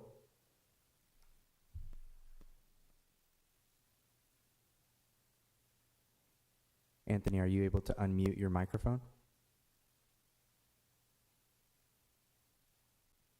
Hear me now? Yes, we can. Yes? Yes. So that field, I was coaching when that field was just so distressed that I couldn't even let my kids go play on it. Okay, and we stopped playing on it. And if somebody stepped in and changed that field into something that the kids could play on, right now, here's what everybody's missing. We have a gap year, right? So the kids from 13 to 15, in between junior high and high school, they don't have a place to play ball. That's their place. That's where they're at. 50 kids Rohnert Park put in on that field. We've all put the work into it. That's all I can really say. I don't want to say much more, but that field has brought so many smiles to so many kids' faces. And yes, the city needs to do more around it. Absolutely. That I can say. Absolutely. Get the water running. Get the drainage right. Absolutely. And I'll leave it there. Thank you so much for hearing me. Great, thank you for your comment. Seeing no further hands, we do have one hand. Chris, you have the floor. Yeah, I'm actually a Santa Rosa resident. My 14-year-old son played on the Oaks squad at Putnam Park, and that field is just amazing. We really loved going down there, even though we had to drive 20, 30 minutes away. One thing I noticed that a lot of the dogs are not on leashes and they just run around and tear stuff up. So I'm really hoping, the dog lovers get, what they deserve, a nice section of the park where their dogs can go and play. When I was there watching practices and games and stuff, there had to be 2 to 3 dozen residents who are walking through the area who asked me questions about who's playing, what league is this, how old are the kids, oh, this is great, we love to see them out there playing, we're so happy that this park got transformed into something better that people can use it for. And I've got that from so many people, and I don't even live in Kentucky. And so I was answering all these questions for these people, and everybody just loved it. We have people coming, all these teams coming from out of town, Sonoma, Napa, down in Marin, up north, in my area, Santa Rosa, and they just can't believe how nice it is. And yes, it is nice. It's lush. It's great. But this is how baseball should be played. It shouldn't be played in a ragtag sandlot, and that was just let go. I coached for quite a few years on both locked facilities and unlocked facilities. The locked facilities were nicer. They were kept up better. The unlocked facilities, I was constantly picking up dog poop, broken glass, litter, all kinds of stuff. And if you want to keep something nice, you need to lock it up and just, still offer it to the public, but you have to do it the right way. So if you open this up for everybody, it's not going to be the same anymore. It's going to go back to how it used to be. And I know there's a lot of people out there who are shaking their head and say, no, it needs to be open to the public. The public mismanages things. People don't care. They go and they use it and then they leave. There's certain things about a baseball park. The dirt is special on the infield. If you don't take care of it, it gets ruined. It's just how it is. So, you know, there's public schools in the area that have open fields that kids can use. 30 seconds. They can just use that if they have to, but this is something special. There was a lot of money put into it, a lot of time, and I don't think you should take that away and open it up to everybody. Thank you.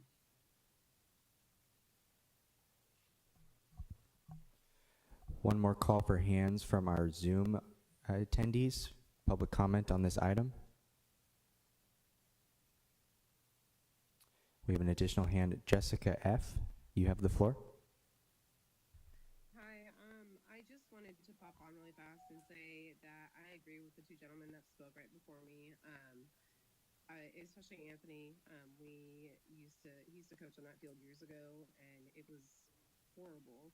The kids couldn't even walk on it, run on it, and the upgrades that have been done to it have been amazing. It's brought families together, and like the gentleman before me, whenever I go there for my son's games, I'm constantly getting comments from people in the neighborhood saying how nice the park is and how it brings people together. And I think that the opening it to the public might ruin that. Unfortunately, when things are open and that's attended like that to the public, they tend to get ruined by the public, unfortunately. So that's pretty much all I have to say. Thank you.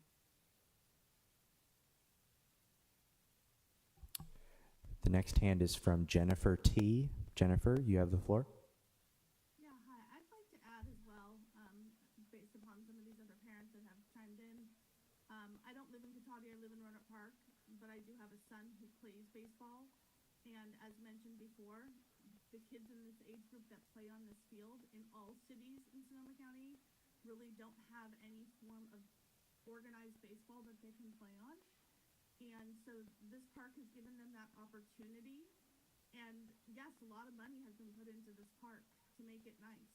And I also know that the Oaks have been very cooperative with making themselves available to make the park available to individuals who want to use it.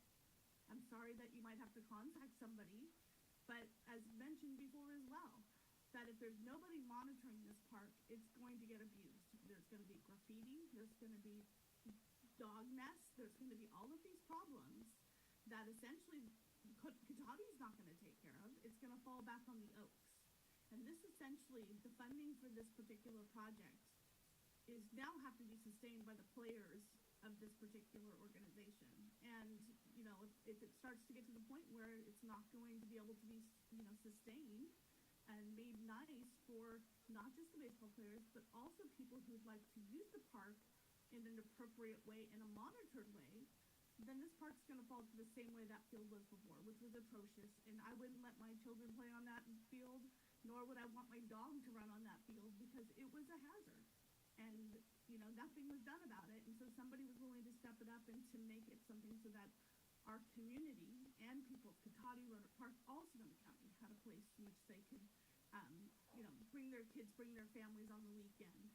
And as mentioned by other people as well, I know that there's been a lot of people who have voiced a lot of support for it as well, in terms of saying how much nicer it's making the park, and based upon what supposedly the park is going to be doing to the rest of the facilities, it's going to make it a really nice park for not just the baseball players, but also the dog lovers and the families that come to play on the playset. That's all I have to say. Last call for hands from our Zoom attendees to make a public comment on this item.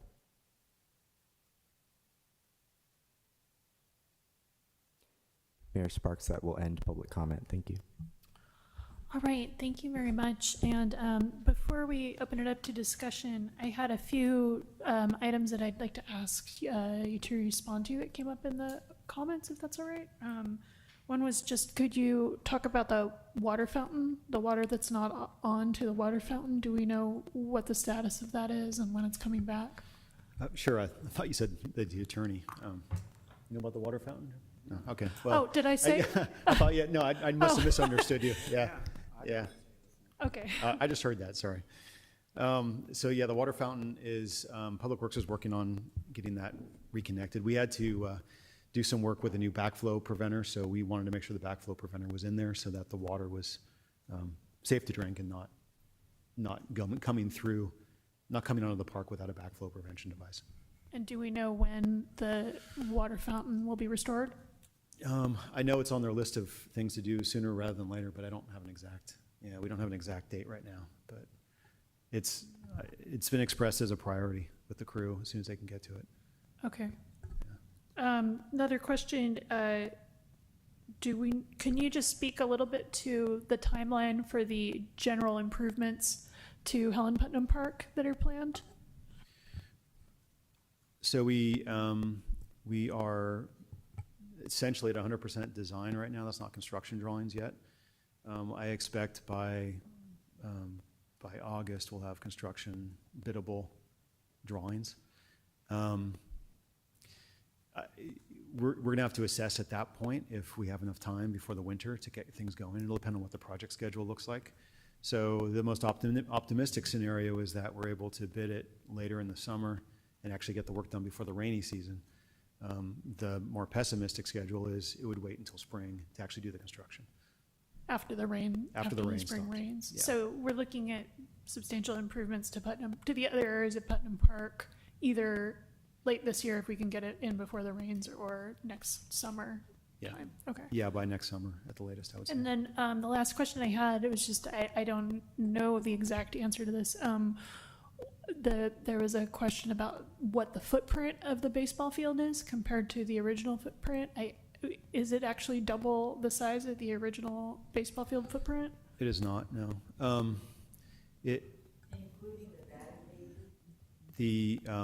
we can't take comments from the floor right now. Yeah, the field, the field is slightly different on the south side, but not much. It was something like 10 feet, I think. And then on the east edge, where the field, so normally a field is like a quarter circle, you know?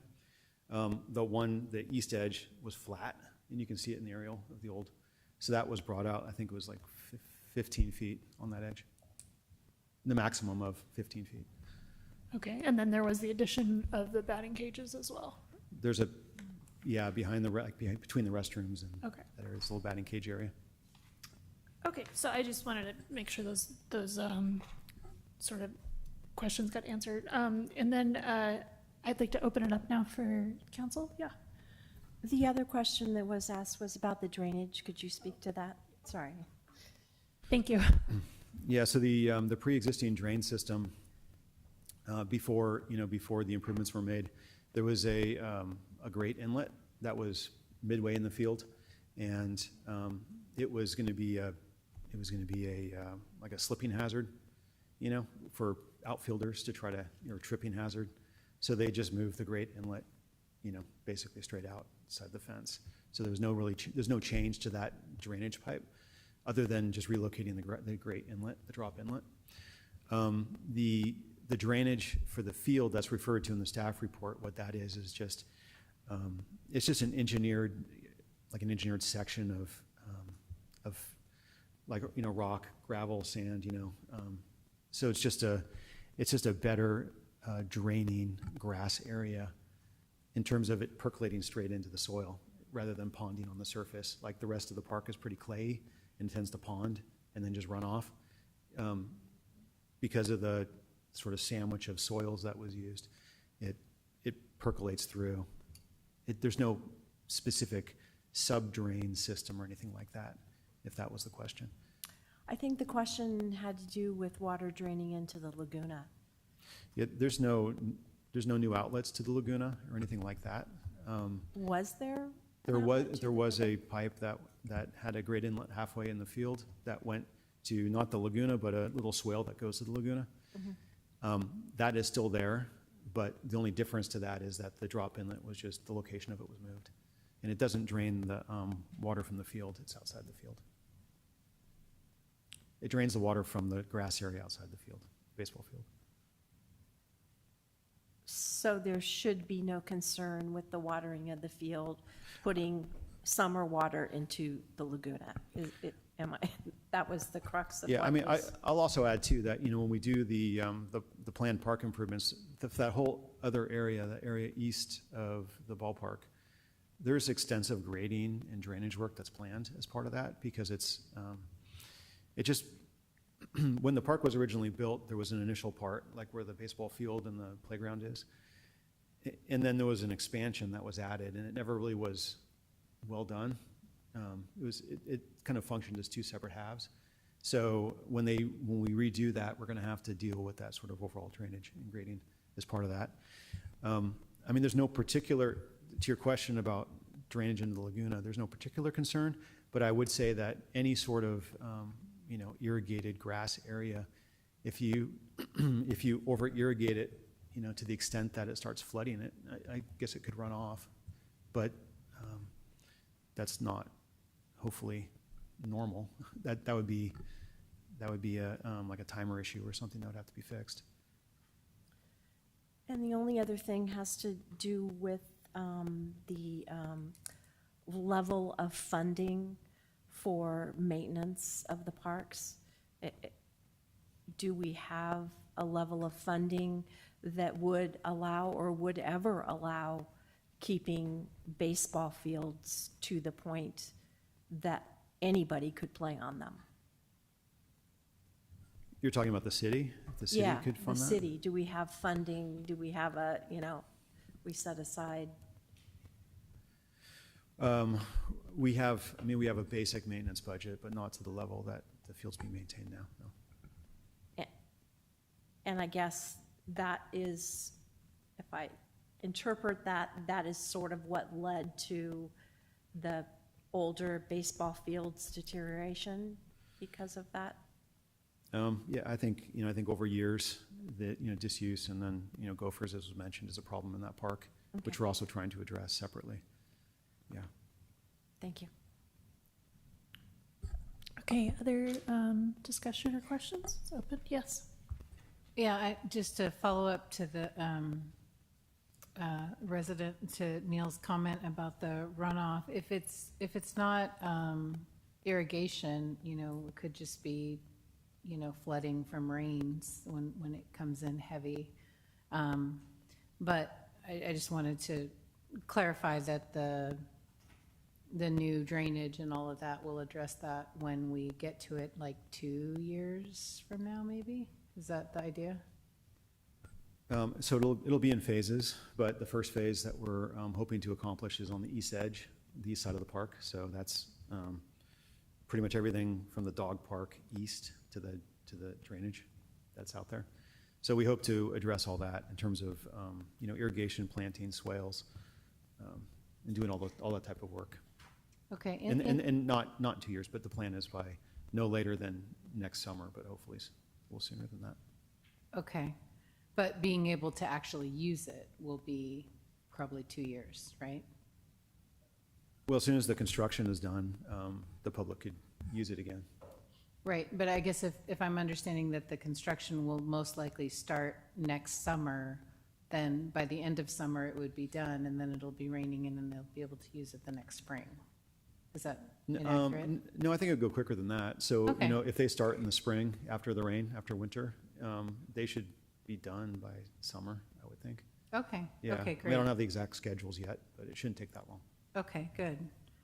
And then the other question I had is just so the outside of the baseball field, that whole area to the east right now,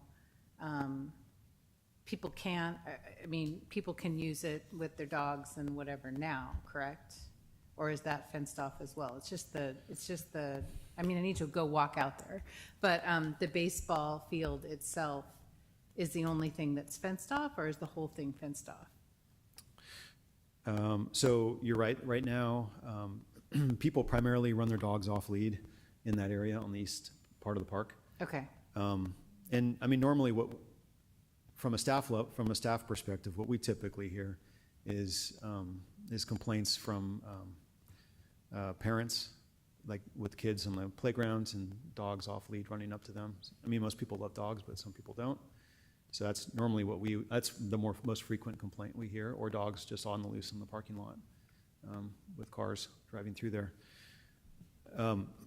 So in terms of your question about fencing, the baseball field is fenced, the batting cages are fenced, the bathrooms lock at night.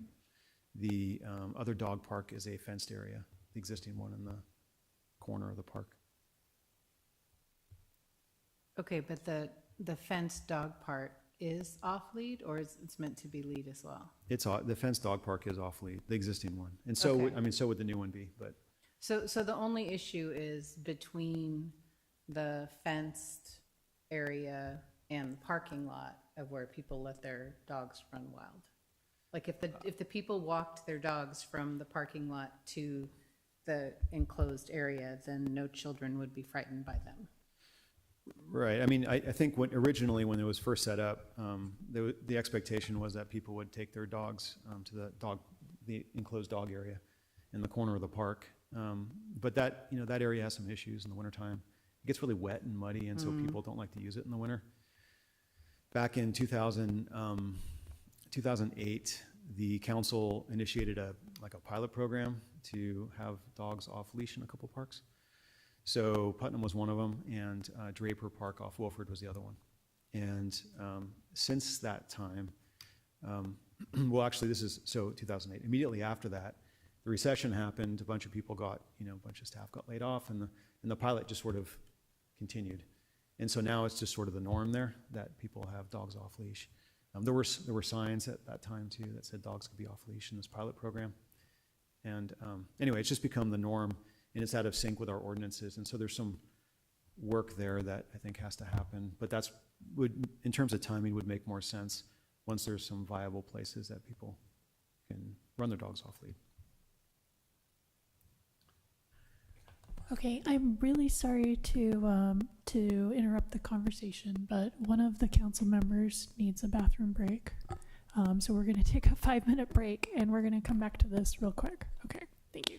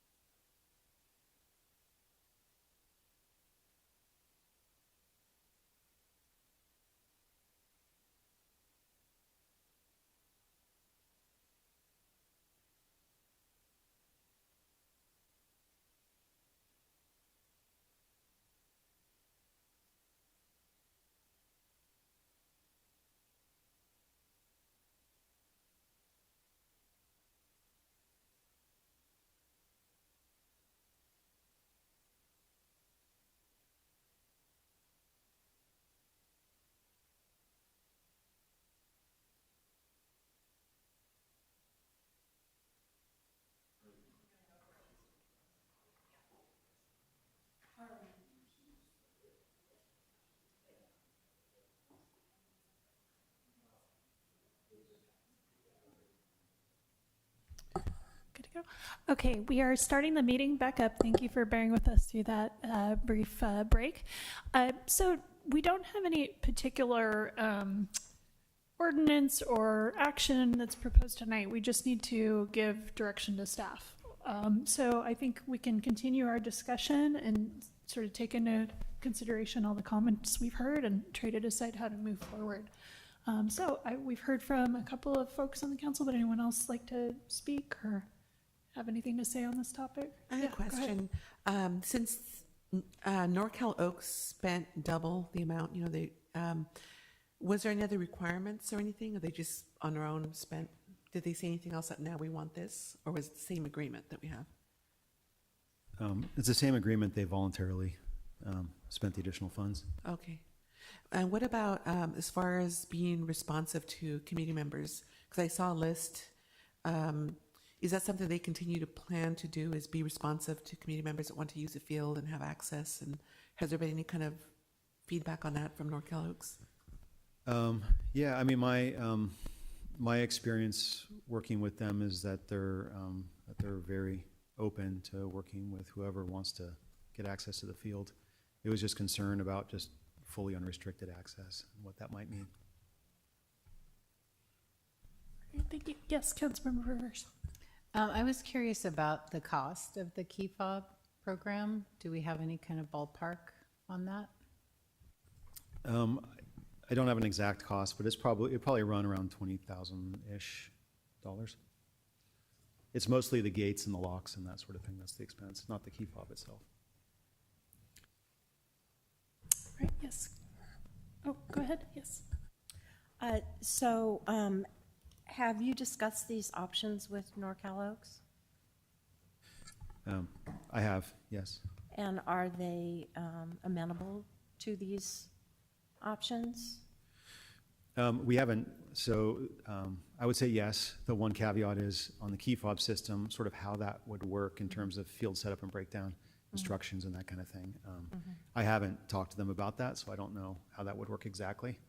But in terms of scheduling the other option, scheduling standing public hours when anyone could go during those times, they actually proposed that. So I think they'd be definitely willing to do it. Okay. Do you want just discussion at this point, or you still want questions, or where are we at? Any of the above, I think. Any of the above, yeah. Open to whatever you'd like to say.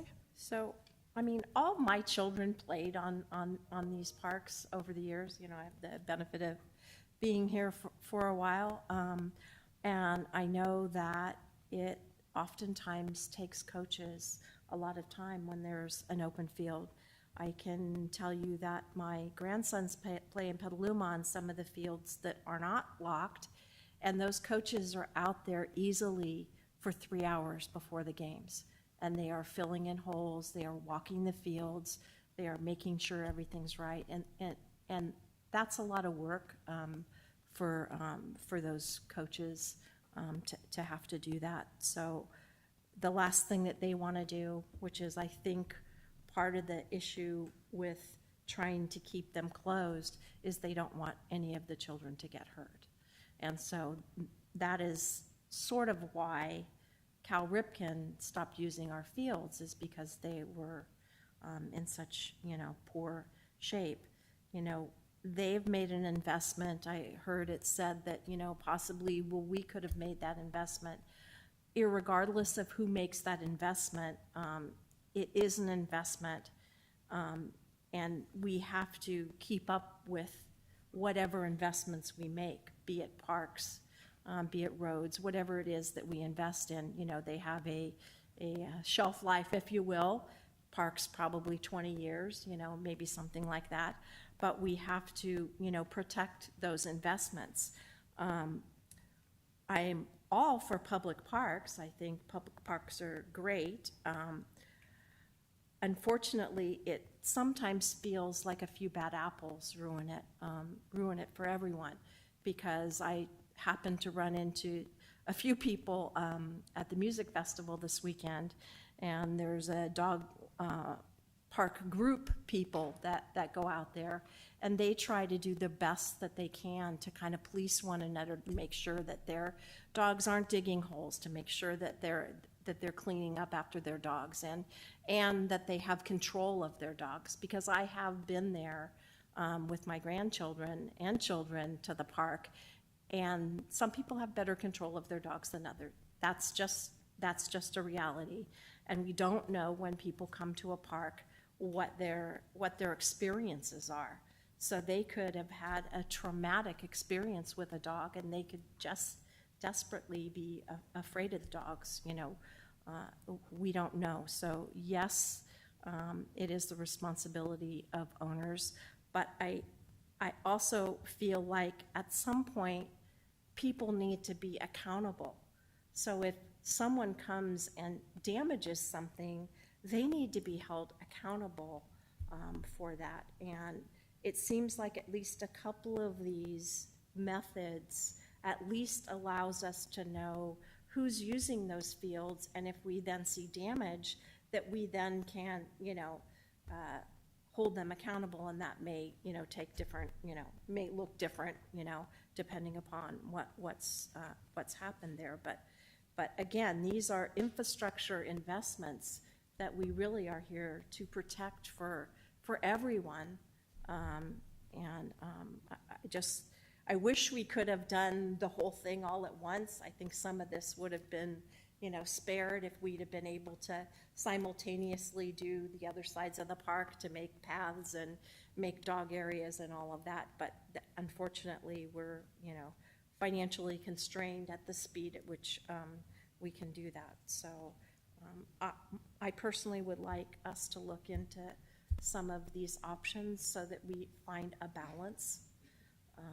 I think a balance is appropriate, and because we do owe it to all of our children to be able to play on safe fields.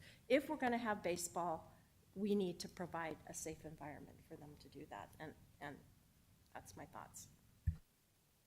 All right, thank you. Yes, Vice Mayor. So this one's kind of tough for me because I can see a lot of, well, I'll say, first of all, a lot of naivete on both sides when we signed the agreement. Norcal Oaks signed an agreement in which they clearly were taking responsibility for some of the things they're now protesting. So litter, garbage, debris, they took responsibility for cleaning that year round. And now it's clear that it's perhaps happening to a degree they didn't anticipate. I think that I was naive in, we did receive assurances at the time we approved the contract that the park would be open and available for the public to use when Norcal Oaks was not actively using it. That was explicitly said. And so this after the fact ask to close it off to public access really rubs me wrong. I think it is, like in the Petaluma case, it's fine to have a special use high investment field if it's one among many, but there's no ball field for kids to just go out and play right now, and coming down to City Hall for the 8-year-old to get a fob is not an acceptable solution when they want to go out and hit a ball around with friends. So, and they should have access to a good public field. I agree with some of the commenters that you know, if the mound cannot be used by people who aren't in the league, then that's too fancy a mound for our park. And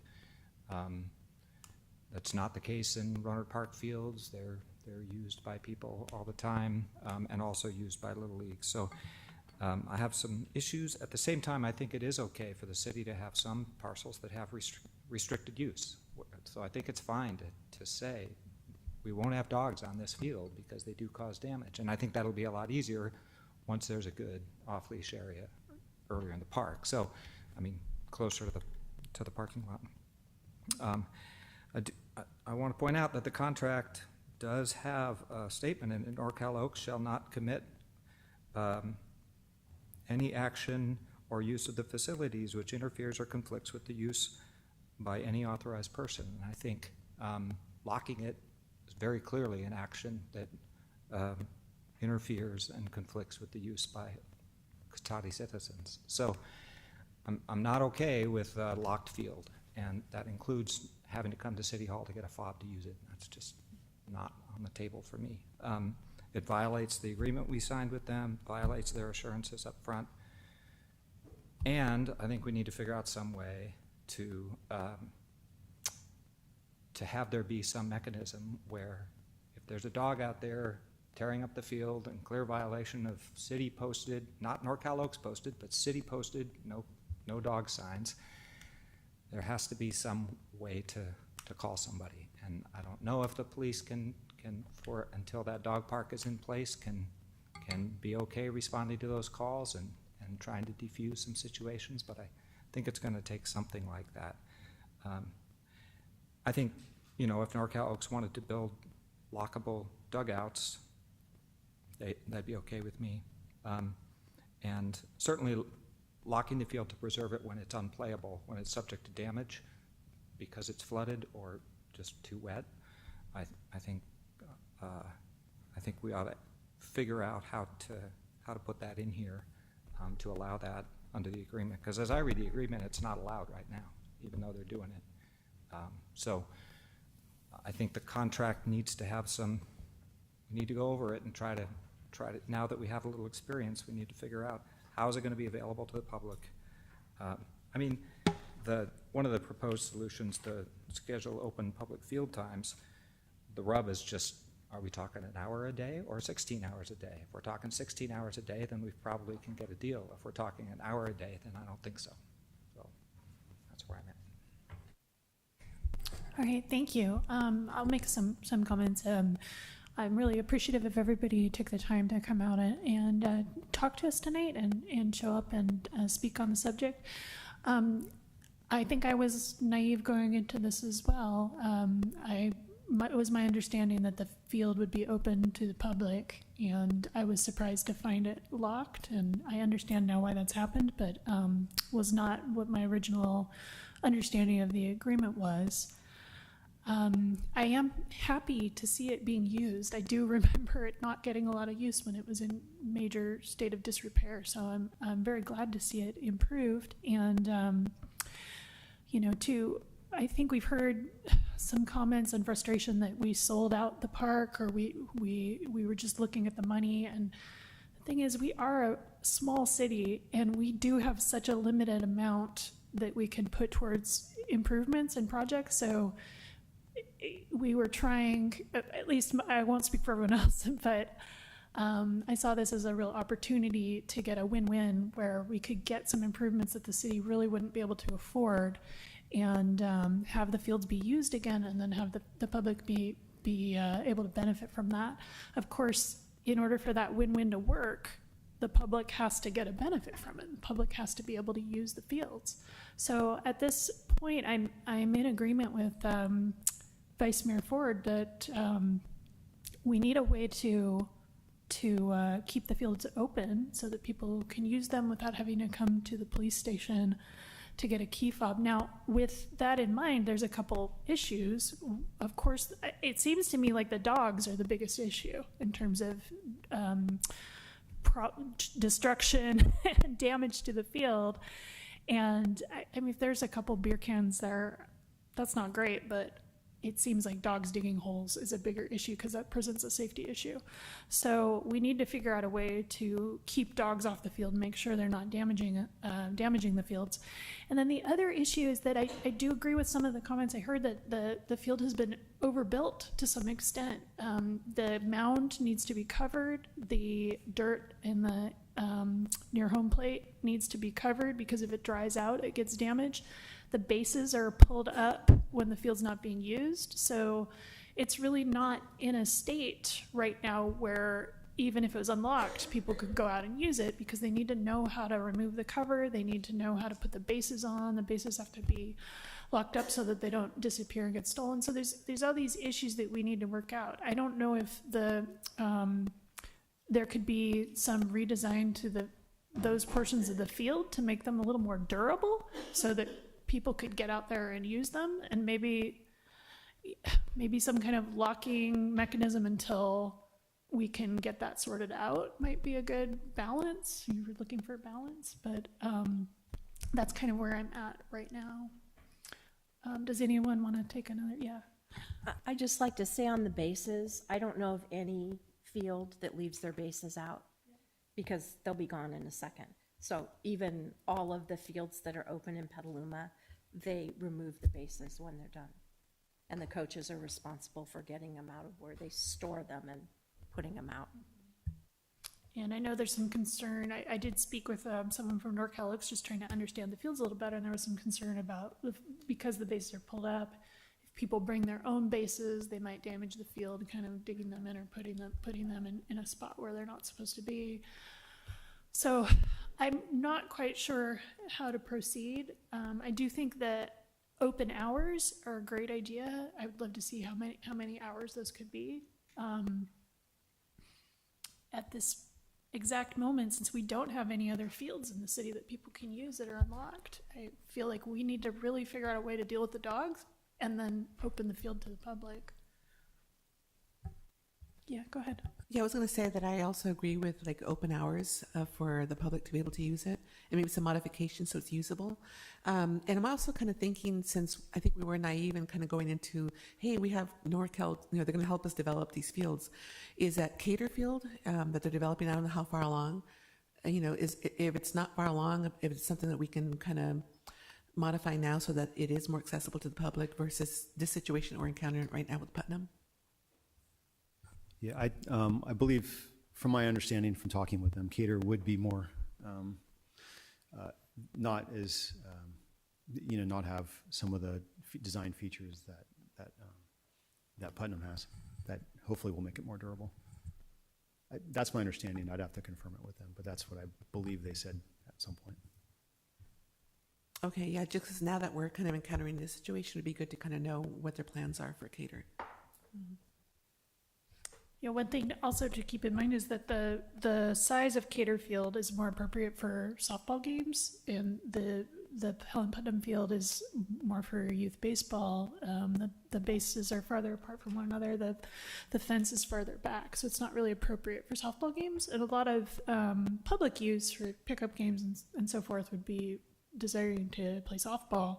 So I'm sort of curious, could we reach a middle ground where we maybe go with a key fob system or something like that for Putnam Field to maintain it for baseball use, and have a much more open, unlocked policy for Cater Field so that folks who want to play softball or pickup games are able to get that without having to go get a key fob or something like that? Would that be possible? I mean, it's potentially possible. I have to talk to them, to the league, about it. Yeah. But I think, I think we're all looking for, solutions, so. Yes, go ahead. And I think, as you pointed out, we just have to really get our arms around the dog situation, because having the dogs on a baseball field is not an appropriate place for the dogs to be. So we really have to address that. And I feel very strongly that I want to have a place for dogs to be able to be off leash. I know that all of Sonoma County has leash laws, and technically speaking, dogs are always supposed to be on leash. And I like that we have allowed them to be off leash, and I think that's important. But we have to figure out how we can do that and not have them ruin other aspects. So I think that we can kind of find a balance, hopefully somewhere. Yes, go ahead.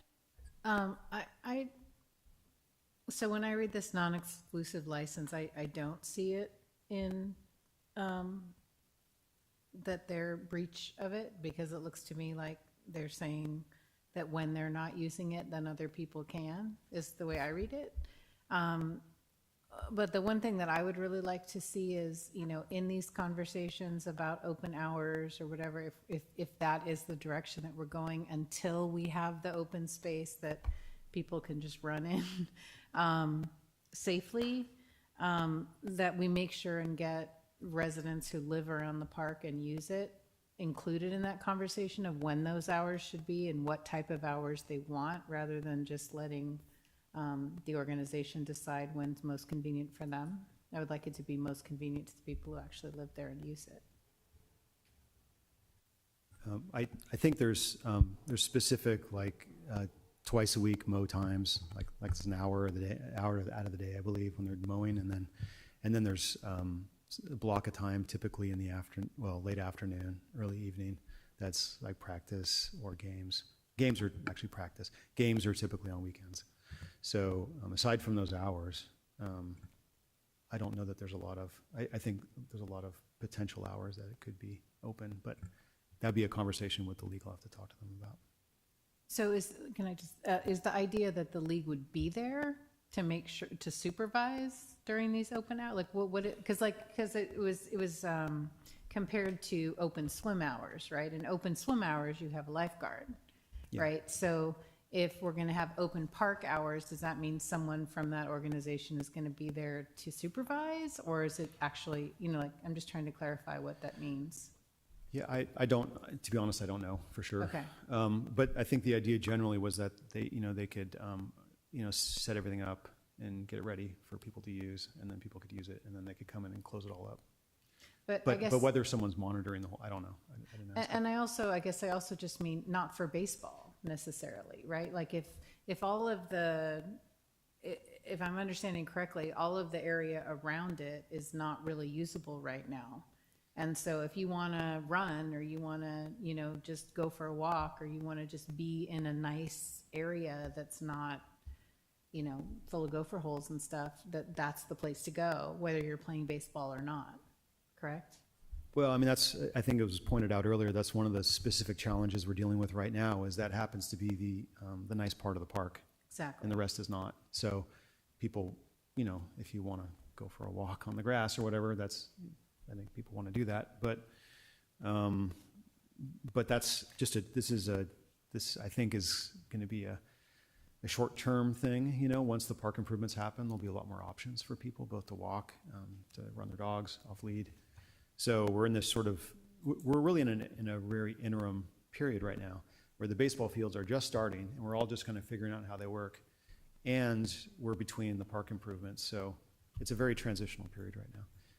But I do think, to that point, once the other improvements are done, there's going to be many more options. And to an earlier comment about dogs off leash, I don't know of any good solutions other than actually having a good off leash dog area that you can point at, because that just makes it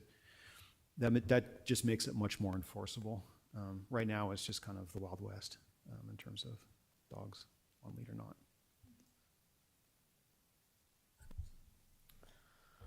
All right, well, if, I think we need to provide some direction to staff. Do we want to unlock the parks? Do we want to explore the key fob solution? Do we want to have the open hours, and what are we looking for? So, yeah, go ahead. Damien, in the meantime, while we're waiting to get the parks done, would it be possible to put temporary fencing around that open area so that it was at least, kind of identified as here's the area that, people can run loose in? Is that an option at all? I mean, I suppose you're talking about the dog park, what the future dog park area will be. Yeah.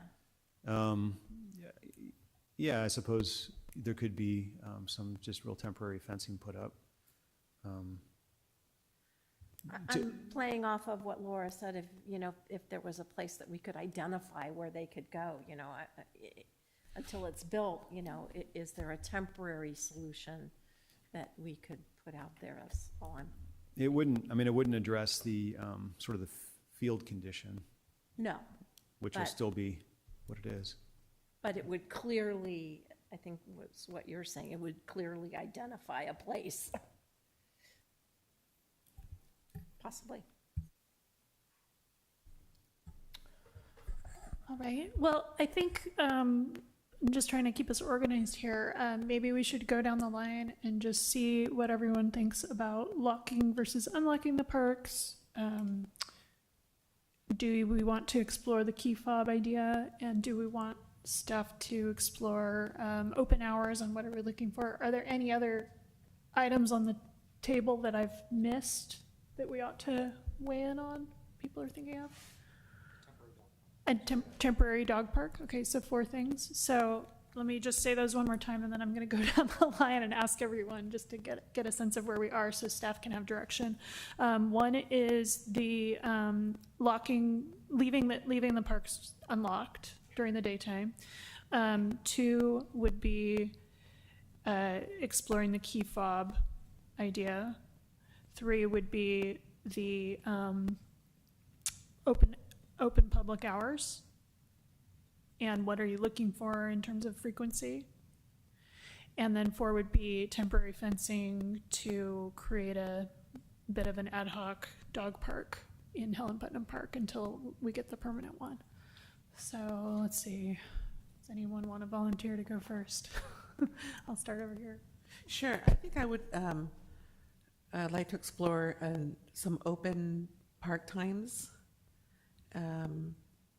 some open public times with a combination of scheduling if anyone had games or something. So some preset times that are open to the public, as well as people being allowed to schedule games or something. Yeah. What are your feelings on those other items in terms of? Yeah, I think identifying where the dog park area would be good. So at least there's an area, because right now I think it's like the Wild West is what I heard right now. Mhm. So and it's true, there could be little kids that are scared of the dogs or something. So that would be a good option to have. Okay. It was another one. About locking versus unlocking the parks during daytime hours and exploring the key fob idea.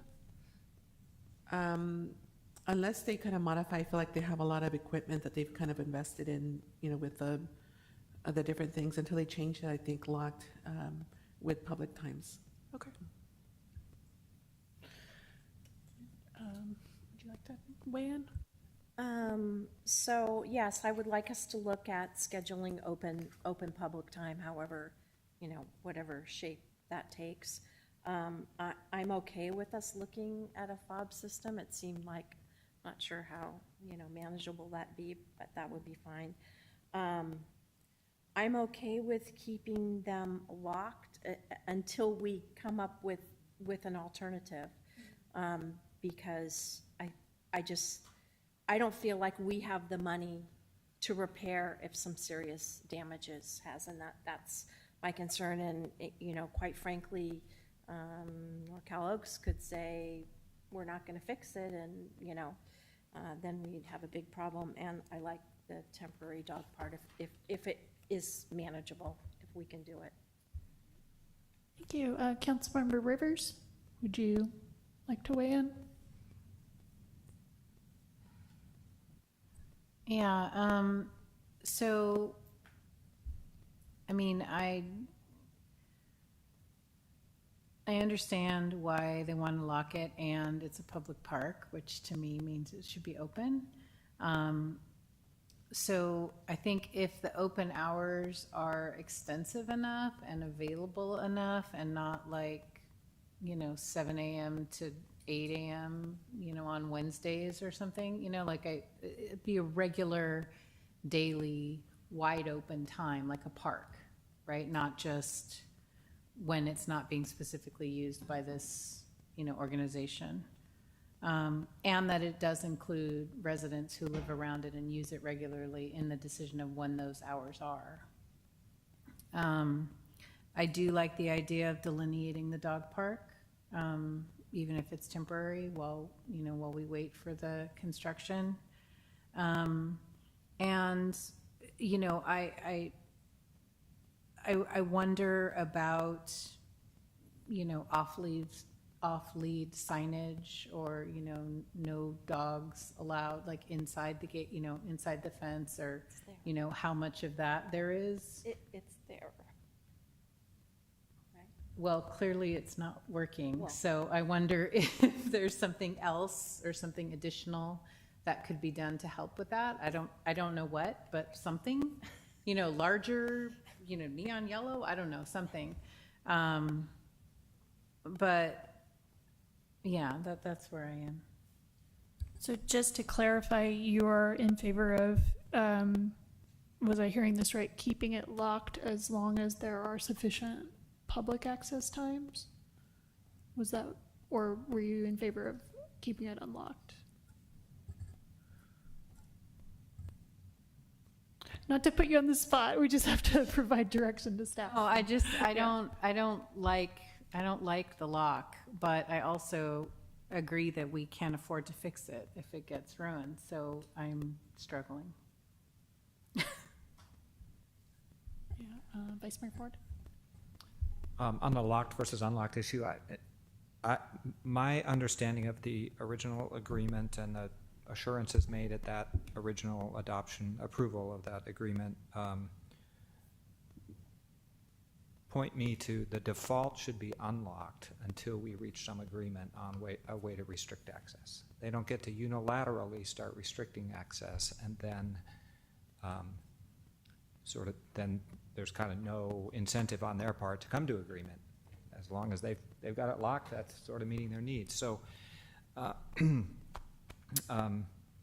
think I wonder if there's a possibility we could say unlocked, city puts up a sign that says no dogs. If dogs continue to damage the field, it will be locked. You know, if that can provide any more incentive for dog owners to police each other to keep dogs off the field. I don't know. I think the temporary dog park idea is a great idea.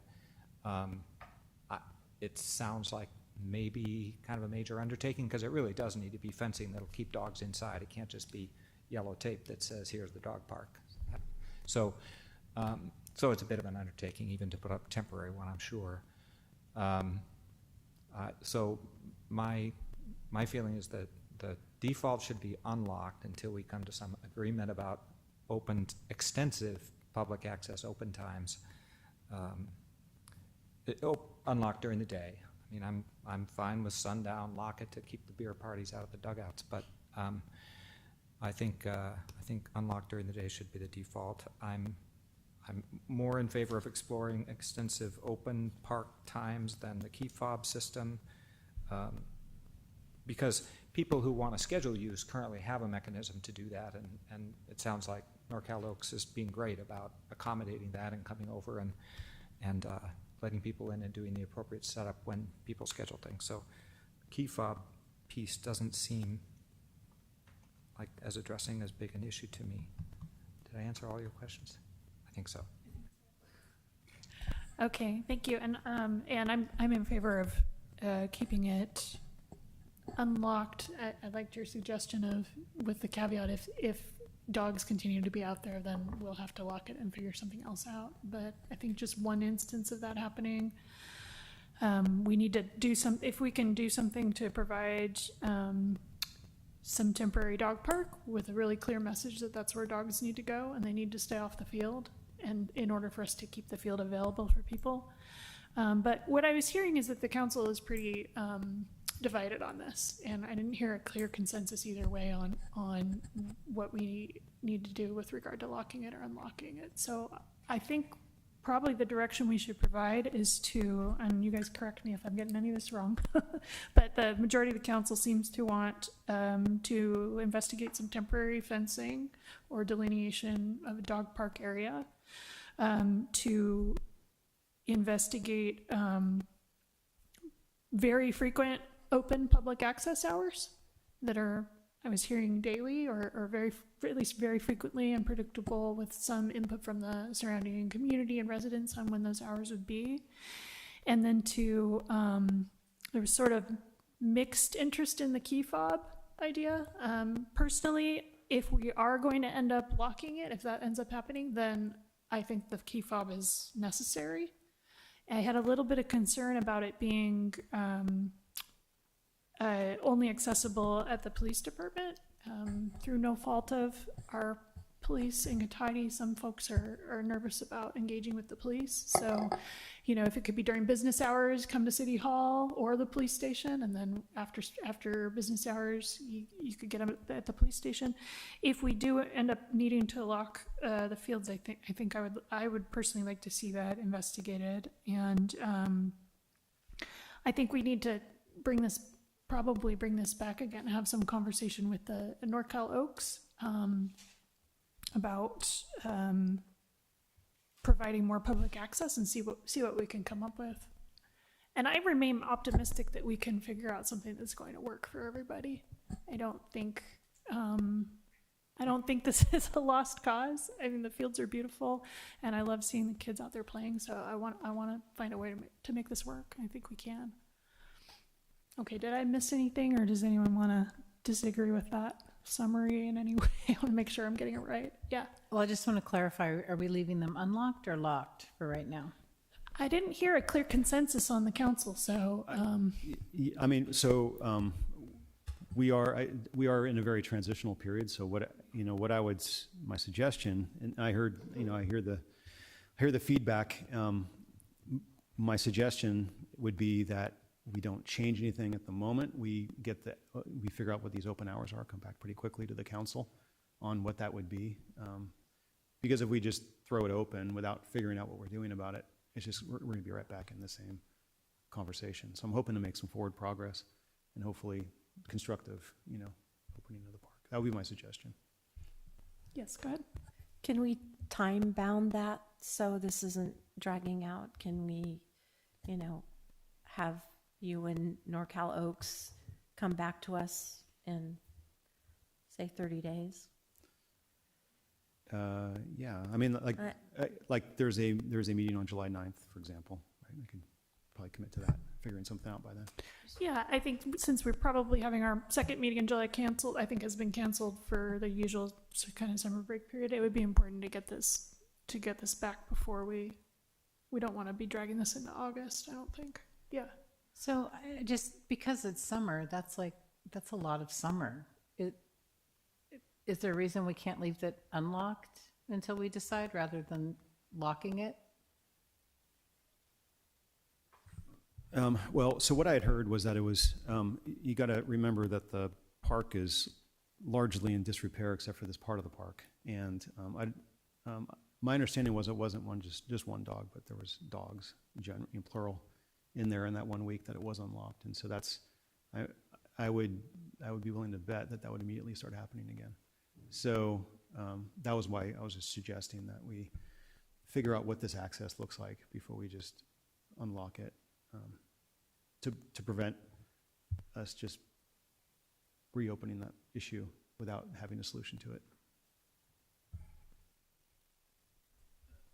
But that's also then locking everybody out of the only part of the park that's usable, correct? Well, I guess it depends what you mean by that. There's multiple ways that they can access that area now. It's just not, you just can't walk. I mean, the issue that we're all talking about is that there's a lock on the gate. So you can't just unannounced come walking into it. You have to call somebody and then they'll let you in. So there's ways to get into the park, and people have asked to get into the park, and they've been let into the park, that part of the park. It's not like you can't get into it. It's just, you can't just walk into it currently.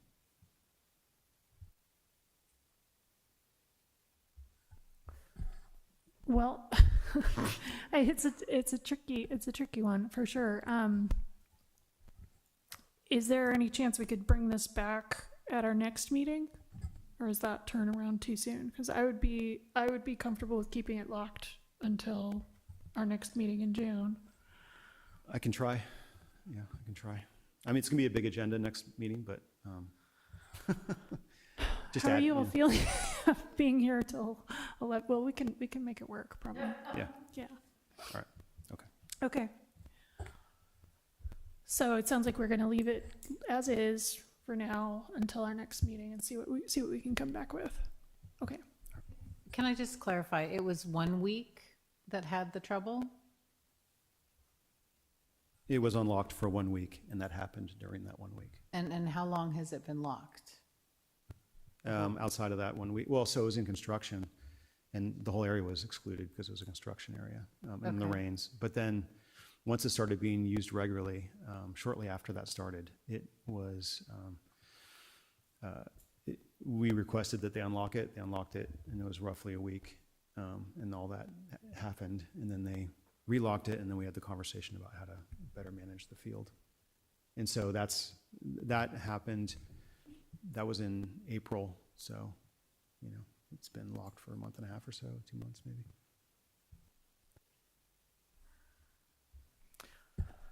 Okay, well, do you feel that you have the direction that you need to move forward, or does anyone have any last comments or corrections they'd like to make? Yeah. Well, it seems like NorCal Oaks is going to want to get together with them and come up with a solution. It didn't sound like they were opposed to any of this, so I'm hoping that you guys can get together and come up with a wonderful solution for all of us. Yeah, I mean, Quickly. to be fair, they're very open about trying to find a solution to it. They're not resistant at all. It's just, we're just trying to bridge this issue of open public access versus not. So.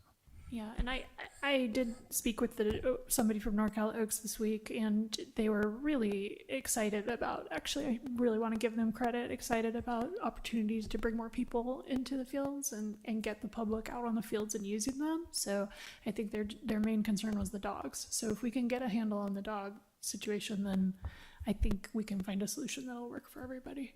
Yeah. Yeah. And just the one last thing I'd like to say, if there's any way we can, prioritize getting the rest of the park done sooner rather than later, I think a lot of this will be addressed with that, because we kind of did this to ourselves by only fixing the one part and leaving the rest, derelict. That's what it sounds like. I'm sure we're working on that as quickly as we can. Yeah, okay. Okay, thank you, everybody.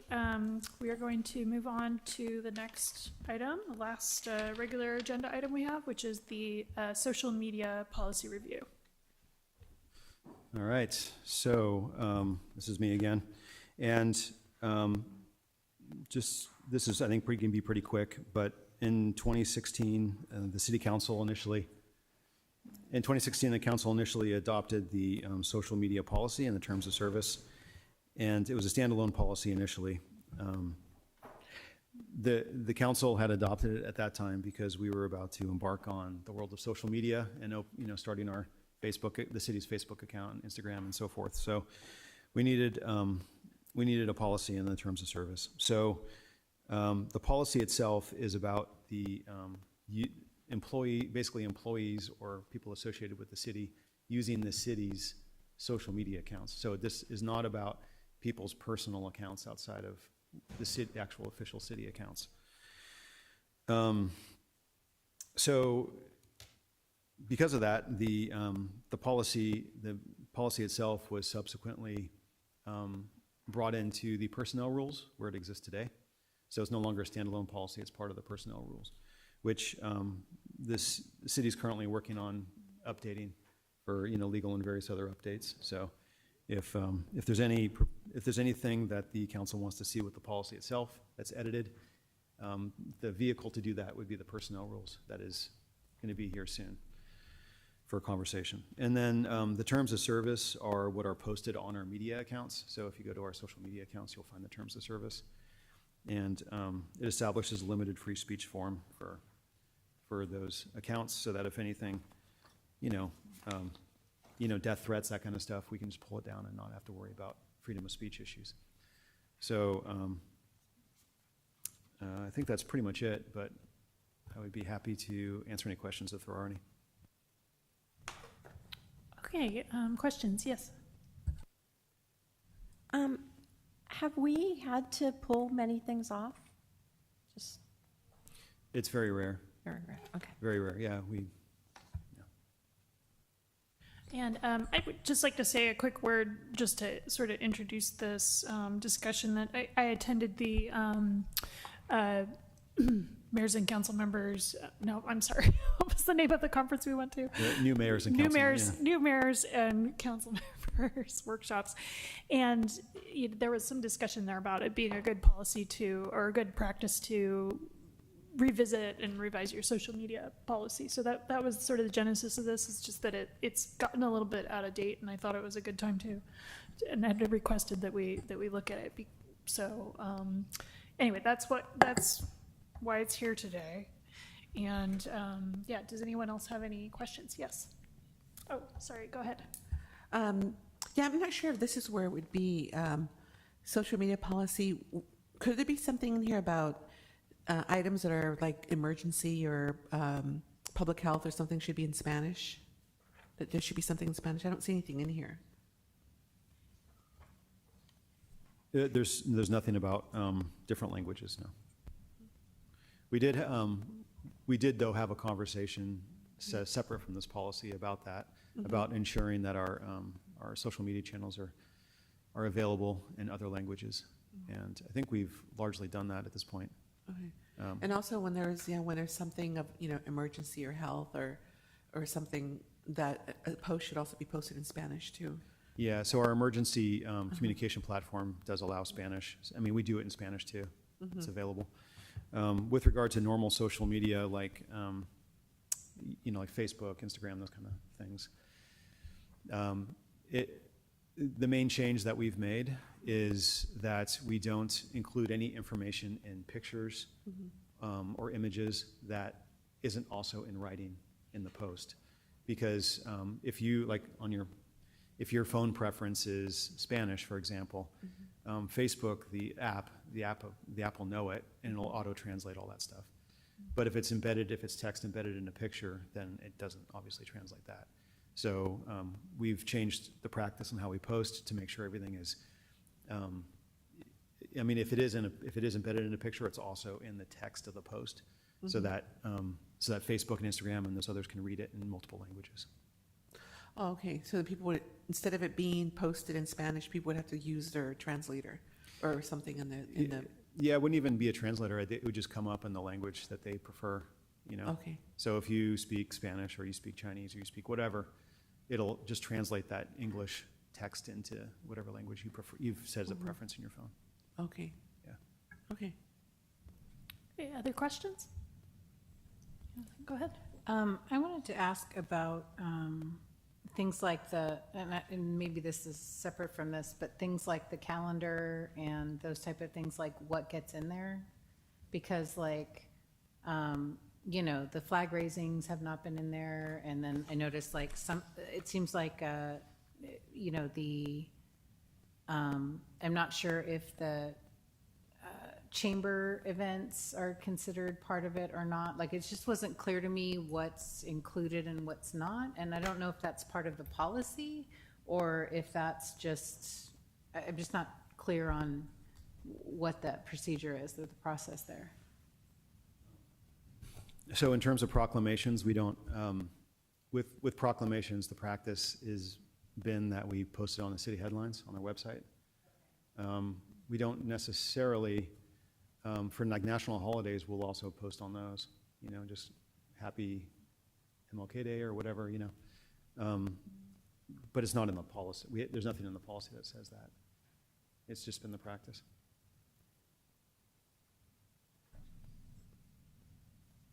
Great. Other questions about the policy? Yes.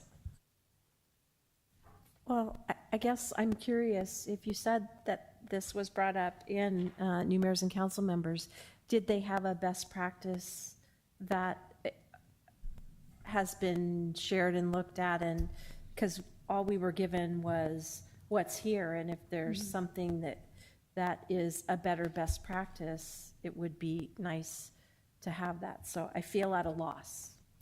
I think the session great question. The session that we attended mainly focused on, since it was focused on city council members, it was all about Brown Act issues and trying to modernize for the Brown Act among the city council. And so when we get to discussion, I have some just little suggestions. But then just looking at our policy, I thought that the policy was okay. It's just kind of out of date. It references apps that don't exist anymore and things like that. So, yeah. I mean, and again, this may not be necessarily policy, but I was really hoping for city council pages, right, where we can, talk about what's going on, like the proclamations, like the flag raisings, like, Cotati Pride, all of these kind of things that are happening in Cotati and don't make it onto the calendar, but they're things that we're participating in as city council members. And I remember the last time we talked about this, there was some kind of main conversion going on with the website, and that might be something that we would get in the future. And I don't know what ever happened with that, but, I still, think it would be great if Katati, was part of the city rather than something, a separate candidate website or something. Because I'm not talking about running for office, I'm talking about what we're doing within the office. And those conversations are had like at the very end at 10 p.m. at night, about what's going on and where we're going to be and, office hours and all that kind of stuff. There's no other place that we can share that as part of the city. Yeah, question? Go ahead. I was going to say, I kind of agree with what Council Member Rivers is saying. I mean, I see things like Super Bowl, Go Niners. I see, Arbor Day, and it'd be good to kind of recognize people too, like, some of the different proclamations that we do. When it comes to people, like, I think it would be good to kind of add that. I saw Memorial Day on here, which I know those are kind of like national holidays, but I think it would be kind of good to kind of add when we're recognizing people and situations like that. Okay. You go know, ahead. I will add that some of the practice, I mean, some of the reason for the practice is just practical in terms of availability of, time to be able to create posts. It's easy to share things. It's there's more effort involved if you're creating posts from scratch. So that's how the practice has become what it has. It's sort of balanced with the amount of resource that we have to be able to post, which is limited. We don't have a dedicated PIO or anything like that. Yeah. Okay, yes, go ahead. Yeah, I just want to say, I'm not suggesting that the city create them for us. Like, I would be happy to do my own and have it go through, like, this is what I'm suggesting, and they say, yes, this is fine, or no, this is not fine, kind of thing. Like, I'm not suggesting that we have a media person for us. I'm just saying, for those things that we think are important that we're doing as part of the city, to let people know about them. Because right now, we have our personal Facebook pages or our personal whatever else, but it's not from the city or through the city. So I have a follow-up question related to that. Would it be a big deal to just try to add more posts about, like, if we have official flag raising ceremonies for particular days, we could probably pretty easily get a post put up about that, right? Doesn't seem like that hard. Yeah, well, I mean, we could probably do a pretty simple post. Sometimes the topics can be kind of sensitive, and so you have to really think about what you write and how you write it. Because it is going to generate a First Amendment, limited First Amendment forum on the topic, yeah. Yeah. So. Yeah. So I mean, that, for as far as the proclamations go, the practice, like I had mentioned, is to post on the city headlines so that it's, the actual text of the proclamation is just what's posted. The website is not a dialogue, it's just a informational platform. Whereas, social media is a dialogue, or can be. Yeah. Okay, yes, go ahead. But people can reply to what we put out there. Yeah, on social media, yeah. Correct. Not on the website. Right, so if we put more and more things out there, it does mean that someone has to monitor it, because you don't know in this day and age what people are going to respond to, and all of a sudden you have 500 responses out there to something. So I think I don't know where that balance is, but we have to balance the resource that we have, because if you're going to put, from when I was working with this, they said that make sure that whatever you put out there, that you have the capability to have someone to be able to watch it and respond to it, because that's sort of where things kind of go astray, is if someone's not watching and all of a sudden, things go sideways. So we have to make sure that we have enough resource to be able to watch things. Councilmember Lima? No, I was just going to say that I have my own Canva account that I can create posts to. But I know that neighboring cities also do recognitions for, oh, happy this or happy that, or, and the county does too. So I think there's other cities that also do it. So it'd be kind of nice to also recognize. Can you clarify what kind of recognition you're well, like suggesting? recognition, like, Happy Hispanic Heritage Month, or, Black History Month or something, things like that. Just for clarity, you mean do that on social media, not their websites? On social media. Mm-hmm. And I'm suggesting it, social media is awesome, but it also could just be, on calendar, right? Like it doesn't, you don't respond to the calendar. There's no comments on the calendar, right? That if it's official City Cotati calendar and we're having the flag raisings and we're having the proclamations on these dates. So like if people want to come and support them, they can. Whereas, we're expecting them to read the agenda to know what's coming. And I feel like that's kind of a tall order. So I feel like we're veering into discussion, so maybe we ought to, did you have another question or quick? A suggestion, I mean, maybe when we kind of go through the list of proclamations, maybe that's something that we add to that thing, we're also gonna do this or not do, add to our social media for whichever ones. Okay, yeah. Or even a social media post that just says, at this week's, city council meeting, we're going to talk about this, that, this, and that, or something. Just basic, brief. I don't know. Is that something we can do, or is that not allowed? I definitely think it's allowed. You could do it. Yeah.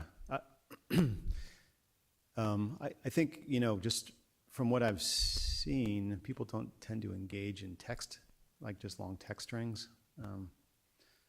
So I'm not sure. I'm just thinking out loud. I don't know how effective that would be. They tend to like pictures and, really short bites of text.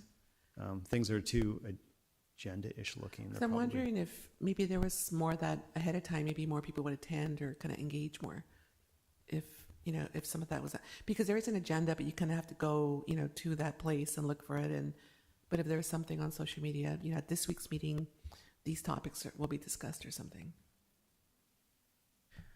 So I think it's a good time to go ahead and open it, just to follow our procedure before we get it too much farther into discussion. I'll open to public comment. Is there anybody in the chambers who would like to make a public comment? Okay, I don't see any Zoom. Do you see any Zoom attendees? That is correct, Mayor Sparks. We've lost our previously sizable Zoom audience. Thank Okay. They weren't all here for the social media policy. Okay, so yeah, we can, have at it now. Let's discuss as much as we want. So yeah, I agree that I think it would be a good idea. It's always a good idea to try to get more engagement in our public meetings. I don't want to add like a huge workload to staff, but something brief. Just highlighting what the issues will be on the agenda, I think is not a bad idea to try. See if we get any engagement with it. I think officially calendared flag raisings and ceremonies. We do tend to do announcements for other city events from time to time, so I don't think it's a bad idea to try it. If we end up getting a lot of hate speech, we can stop if it doesn't work, but can you give it a try? That's just my opinion. So moving on to some other things in the policy, does anyone have any other parts of this they'd like to address? Well, I just thought I'd comment. I agree that things like flag raising certainly need to be on the city official calendar, so they show up on the webpage. I'm okay trying out quick social media posts about those and seeing what that engenders. When I've looked at other city social media, the comments are very much not restricted to citizens of the city, and so it's questionable value to me. But so I had a few things I'd like to see changed on the social media policy. I have a whole list here, so I'll try to go fast. First, there was I think we need to modernize the language. It talks a lot about sites, but things don't really happen on websites. People don't think of it that way anymore. So if we can go through, someone can go through and change that to accounts or apps or platforms, something like more modern language. We can remove all the dead social media platforms that don't exist anymore from our examples. And when it talks about people who are authorized to use the city social media sites, maybe social media accounts or platforms. So that's one thing, is just modernizing that language. I'd like to see us add a requirement that any authorized poster that the city manager designates as authorized to post has to review the social media policy and make sure they understand it before they... It does say that? Oh, I missed it. Okay, I want to... Sorry, I missed that when I read through it. It's in number 7. Okay, so I'd just like to see that, maybe the practice of that, make sure we're following that practice. I'd like to see an addition of a human dignity clause that says that we specifically will not post photographs of people who are subject to police actions or accused of suspects in crimes unless there's a public safety need to do so.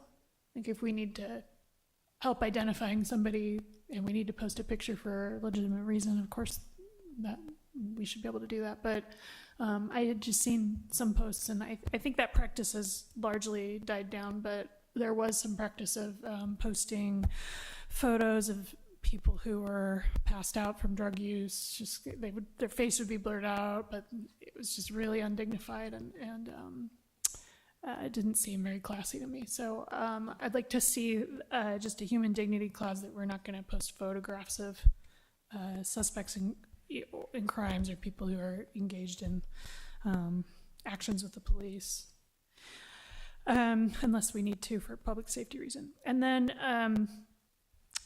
I would like to see there was a whole segment with responsibilities for people who are posting on behalf of the city, and it has a lot of clauses under 4, posting on social media sites, that say things like being aware of what is written will not only reflect on the writer but also on elected officials. I think a lot of this is just not very actionable. Like there's no way to assess whether somebody was aware of this or what does that mean. I'd just like to see these kind of rewritten to be much more clear to any potential employee who's reading this. Like, here's what you can and can't do. Not you need to be aware of how this will reflect on city officials, or it says understanding that comments posted by city officials. I'd like to just see it reworded to be more action oriented. Like here's what you can do, here's what we don't want you to do, and just be a little bit more clear in that. Does that make sense? Questions about that? And then the last thing was related to the Brown Act. There was some here. Let me get into what was discussed at that workshop. They talked about this. I don't know if this belongs in the policy or belongs in the city council rules. Perhaps would be a better place for it. But there were some cities who are having an issue where one or more council members, and I don't think we've had this issue here, but it's happening other places. One or more council members would get out and start. Anytime that there was a social media post in the community on Nextdoor or on Facebook or Instagram, they would get out one of the council members would get out and comment on that and get their viewpoint out there really strong on that post. And then because of the Brown Act, if one council member has engaged with a post, no one else is allowed to engage with it because the Brown Act is very strict, even stricter than normal serial meeting requirements. If it's on social media, you're not allowed to engage, comment in it in pretty much any way. So it was becoming an issue for a couple cities that they'd have somebody get out there and then whatever they said, that's all that could be said, and no one else from the council could get their voice out there. So I would like to see us put some kind of best practice or ethics into the ethical practice into the city council rules, just sort of precluding that it's a best practice to maybe just provide factual information that points back to city websites or something like that if you're engaging on a social media post, but to preclude your to forego the temptation to really get your own particular viewpoint out there, because it's really not fair to the other council members, because then they're legally not allowed to engage. So like I said, we haven't had any problem like that I'm aware of, but it's something that was popping up in other cities and certainly could be a problem with other council members in the future. So, yeah. Go ahead. Did they have suggested language kind of stuff? Because as I understand it, we can't, through a city policy, officially restrict what we can say, right, on our private accounts. So and I understand you said put in something that says it's best practice to or something, but I'm not. Right, it's kind of an unenforceable more that you all would adopt and sort of agree to amongst yourselves, but it's not enforceable because you all have First Amendment rights to do your thing. But we also have, like, in the city, we have some guidelines for how campaign signs are managed. We have a 60-day before the election suggested, because that would be a restriction on speech, and at least because that exists, if somebody violates it by plastering the town with their signs on June 1st for a September election, then everybody else can point to the policy and say, well, this person's ignoring Cotati norms, right? That would essentially be the enforcement mechanism, right? That is correct. That's what I meant by a more, just sort of something that you outline, but maybe it's not enforceable, but at least you can use your bully pulpit to say, hey, you guys are not acting right. Yes, go ahead. Well, for a long time, although not written, as you said, what informally happened was everything was deferred to the mayor. So the mayor was kind of, as the lead, was the chairperson. That goes for, social media, that goes for press, that goes for all of that. So for a very long time, when folks would call and ask, it's like, you really need to speak to the mayor, or have you speak, it's different if the mayor won't speak, but usually then someone would call the mayor. But typically, again, unofficially, that was always deferred to the mayor to be kind of the representative, because otherwise, like you said, someone, somebody who happens to like that, it jumps out there. Well, that could be something that we codified in the city council policy, the city council rules, as a suggested best practice, that the mayor would take the lead on being engaged in social media within the community and providing factual information. And they would have a responsibility not to veer into their own personal opinions about things, but just try to be a source of good info for the community. And where that gets dicey is when discussion starts, right. Because you may not want to forte into your opinion, but if someone directly asked you a question, all of a sudden, you might not think it's opinion, but it could be construed as opinion. So it does get, it's not black and white. It's shades of gray. Right. But I still like that as a general practice. Yeah. At least as long as the mayor has some option to assign that to some other more social media savvy member of the council if he or she doesn't feel like they're up to it. Yes, go ahead.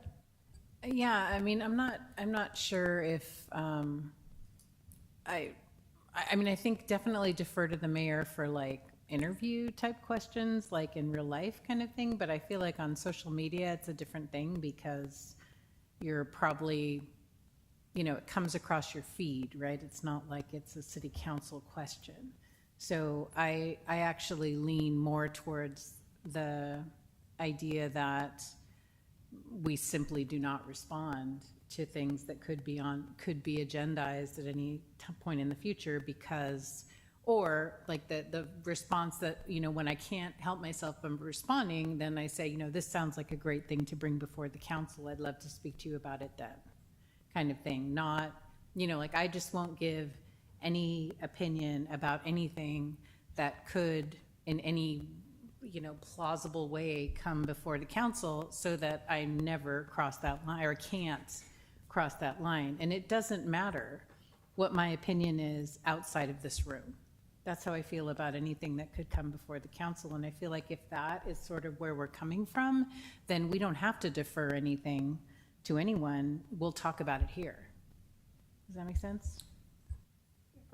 But the other thing is we can't speak about it on social media, but we can always have private conversations. So oftentimes when people have put something out there and they're really kind of looking for information or looking for stuff, I will privately respond to them with that information rather than putting it out on social media, because we can have individual conversations with people. And I will explain to them that because of the Brown Act, we cannot engage, in that because it becomes a meeting. And, some people know that, some people don't know that, but they appreciate, because the flip side of that is that people get then upset when we don't respond, because it's just like, see, those people are ignoring us. Right. It's like this balancing act. Right, but responding with information is not, to me, is not the same thing as responding with my opinion. How you interpret information and how you give information can be construed as an opinion, is all I'm saying. Someone can view that, it's gray, it's never that black and white. Right, I'm just Yeah. reflecting back what you just said, that, Yeah. You respond individually and give them information. And I'm saying that that's not the same thing as responding to a post with how I feel about something. To me, that's I think we're that's a talking different about thing. two different things, because oftentimes it's not, well, what do you think about this? It's, this is happening, and it's like, well, actually, this is coming, and here's where you can find the information, here's, and they may have questions. But that's not stating, oh, well, I've already looked at this, and this is what we're gonna do with this, or this is how I feel about this. It's really understanding what their needs are. Right, and so I feel like we're arguing in agreement here, because I feel like what you're saying, so I guess my question is there anything wrong with responding back to the post, here's what's coming, here are the details, rather than this is what I think about it and what we should be doing? But if you, which is I think what Laura was trying to say, if you do that because you happen to see it first, then it precludes anybody else from responding. Is that? Because does only that- one person can engage. At all? At Even all, if it's period. just detail, Yeah. even if it's just like Yeah. data and not opinions? In the eyes of the all-seeing Brown Act, yes, if you provide any response whatsoever to that post, no one else is allowed to engage with that post. Okay, so then if one of us responds privately, then how do the rest of us know that someone has responded privately and we But don't that's- provide So privately the too? focus of it is on the communications that go out to the public at large, right? So if she makes a communication to an individual, no one else sees that, right? So it's not subject to those special rules that the Brown Act has. Okay, so all of us could, let's say you're the one who posts and each of us individually respond to you individually, that's fine. okay? Right. That Okay. could create a Brown Act issue. I'm not going to get into that, but yeah, if you just had individual communications directly to me and I didn't communicate anything to the rest of you, that's fine. Okay. Well, there we go. Yes, go ahead. I want to respond to one other of your suggestions, the 4.1 and 2, the sort of general language, be aware that what's written will, the non-enforceable parts of 4. I like the language in those. I agree, maybe they don't belong in number 4, but I think they ought to be moved up to the purpose, or, some kind of background section. I think they're appropriate there, but they're not at the same scale of here's what you can't do, which is what the rest of it is. It's a list of things you can't do on social media, and then when in doubt, don't do it. That like if you wouldn't want your grandma reading it. you know. Or you don't want to see Don't it on the post it. front page of the newspaper. Right. It's like, if my grandma wouldn't be proud of me, I'm not going to post it, you know? I also had one more question, which is I'm now nervous because I did miss something in here. So if it's actually in here, then let me know. But is there anything in here that says that explains the rights that citizens have, and that we can't delete their posts unless they're specific cases like threats of violence or something like that?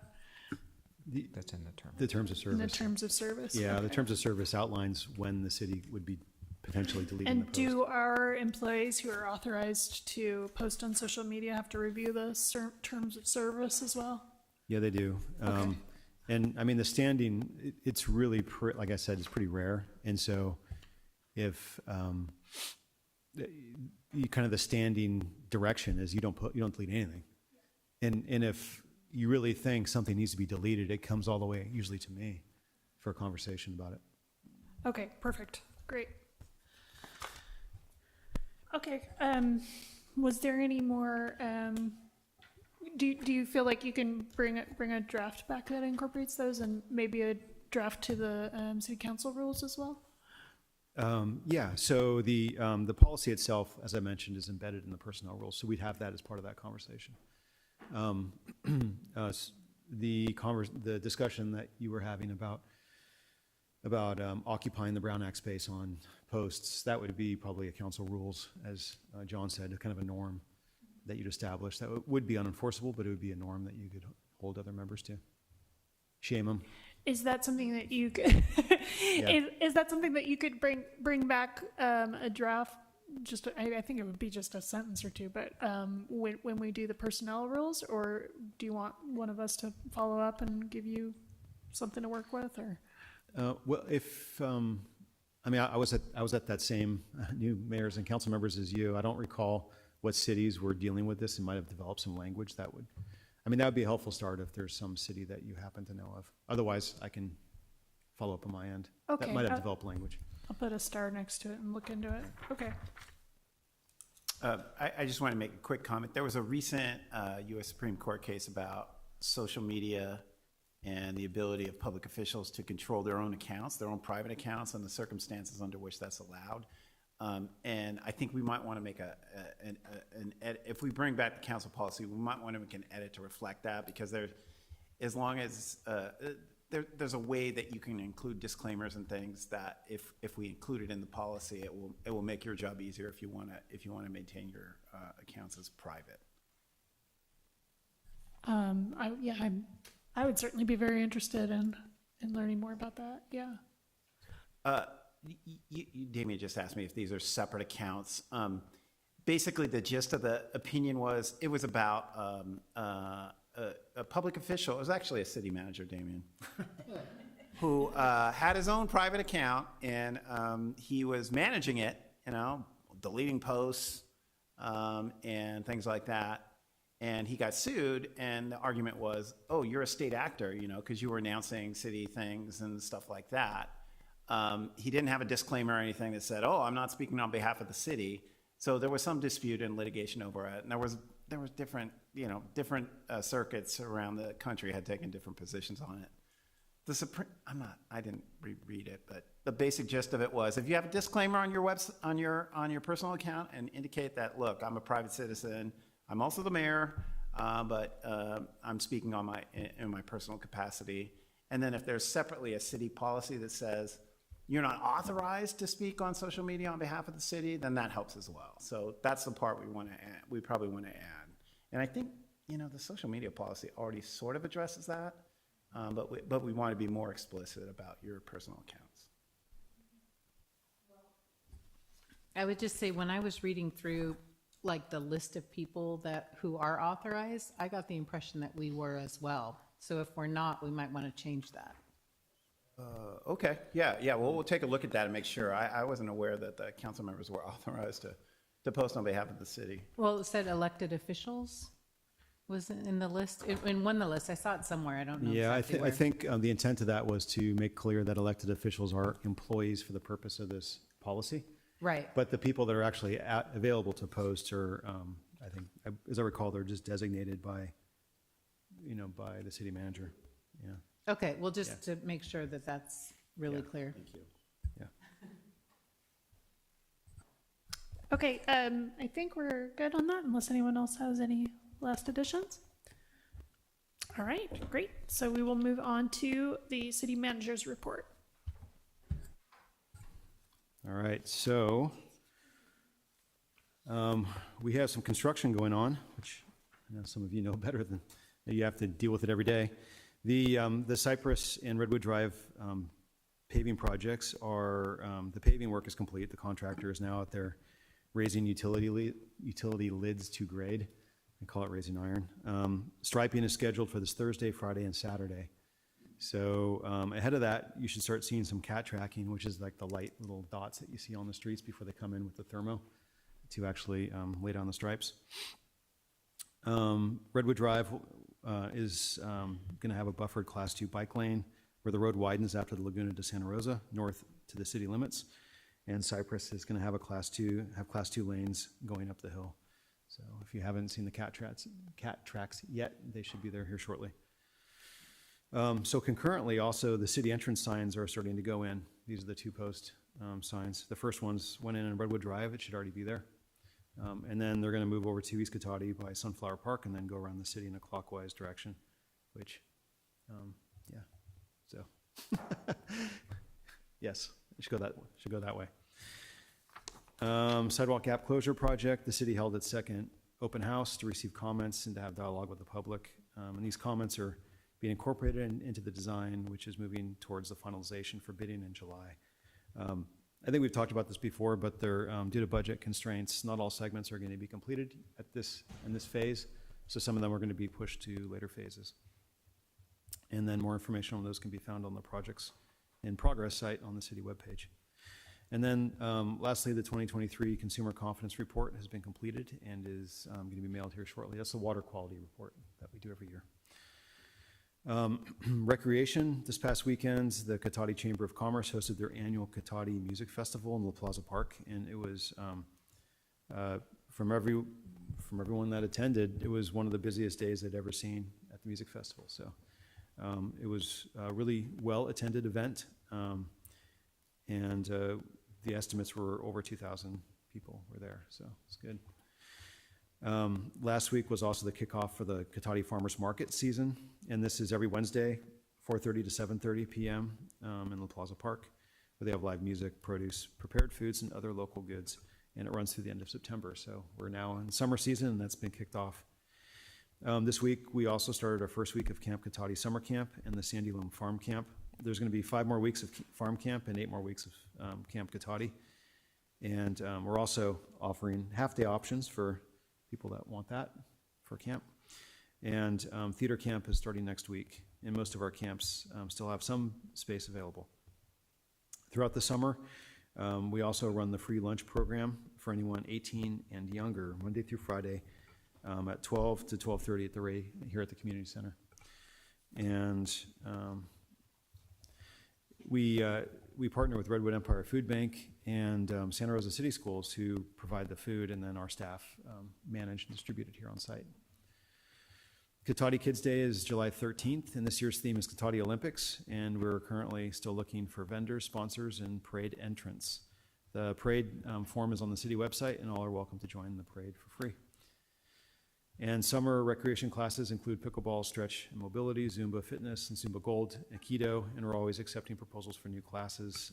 As I mentioned, we're also working on free baseball camps too with NorCal Oaks, but all the details haven't been worked out for that yet, but it'll be pending here shortly. So with that, I'd be happy to answer any questions if there are any.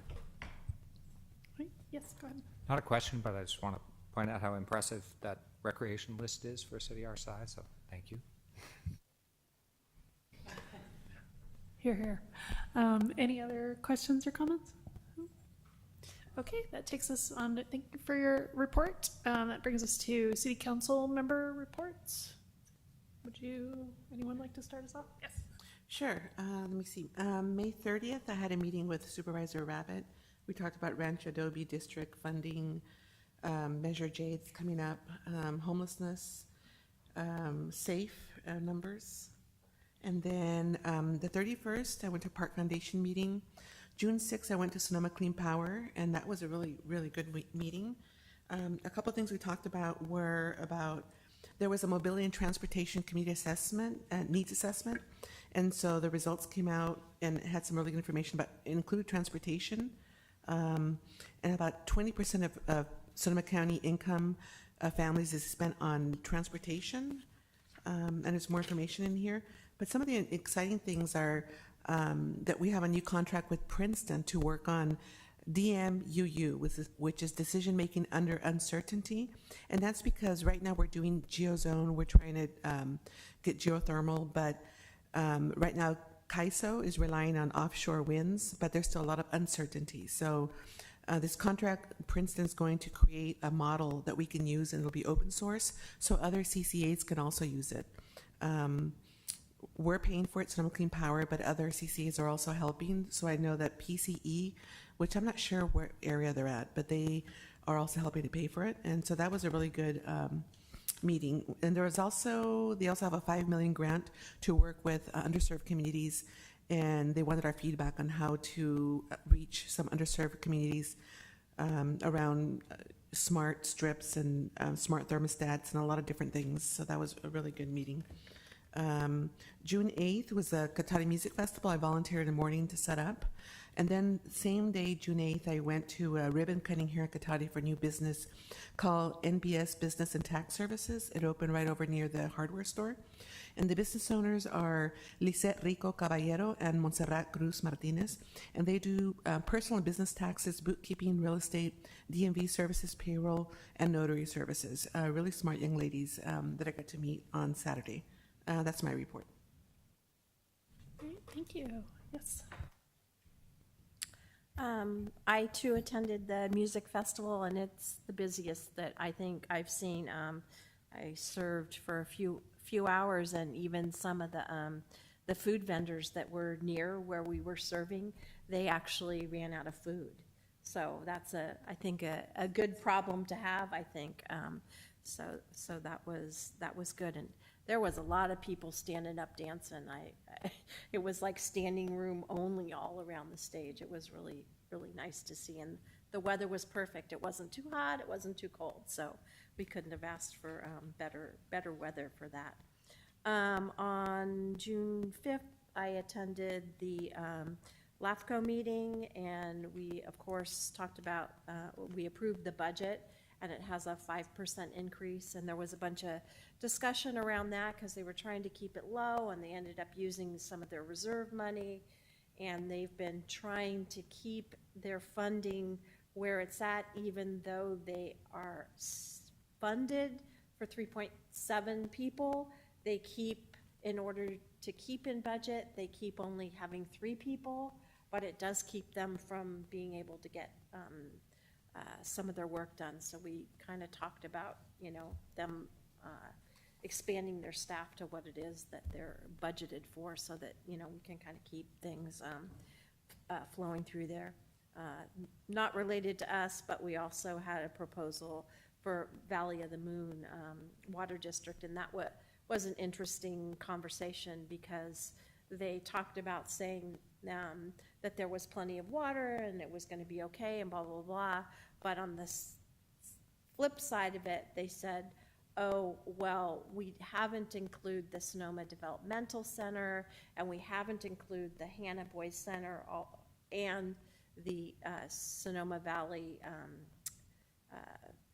plan, a specific plan for that. So it's like those were 3 huge developments, and it's just like, well, how can you say there's enough water here, especially in light of that they are going to start having water issues in 2035. They're going to have to go more, into their wells and possibly dig another well. So we kind of sent that one back, and they're going to regroup on that because I think people should know, what it is that that development might have on that. So that was actually rather interesting.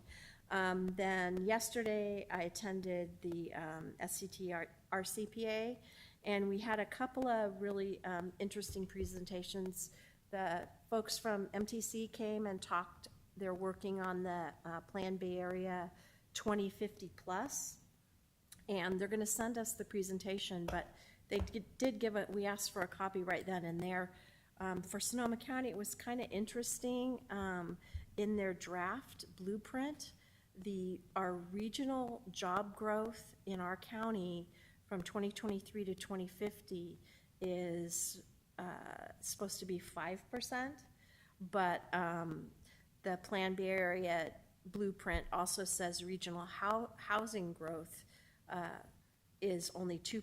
So we kind of said, well, there's kind of a little bit of a difference there. So anyways, it was interesting information. So they're working on that, and that'll be out for people to review in a bit, but we had feedback on that.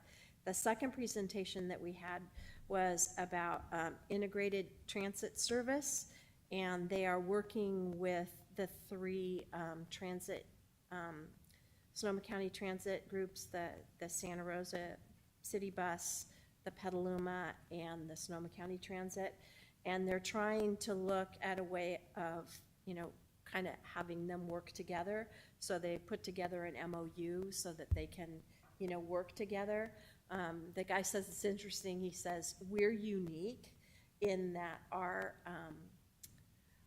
transits kind of all stay in Sonoma County. We have 90% of the people in Sonoma County stay within Sonoma County. They commute within Sonoma County, which I thought was interesting.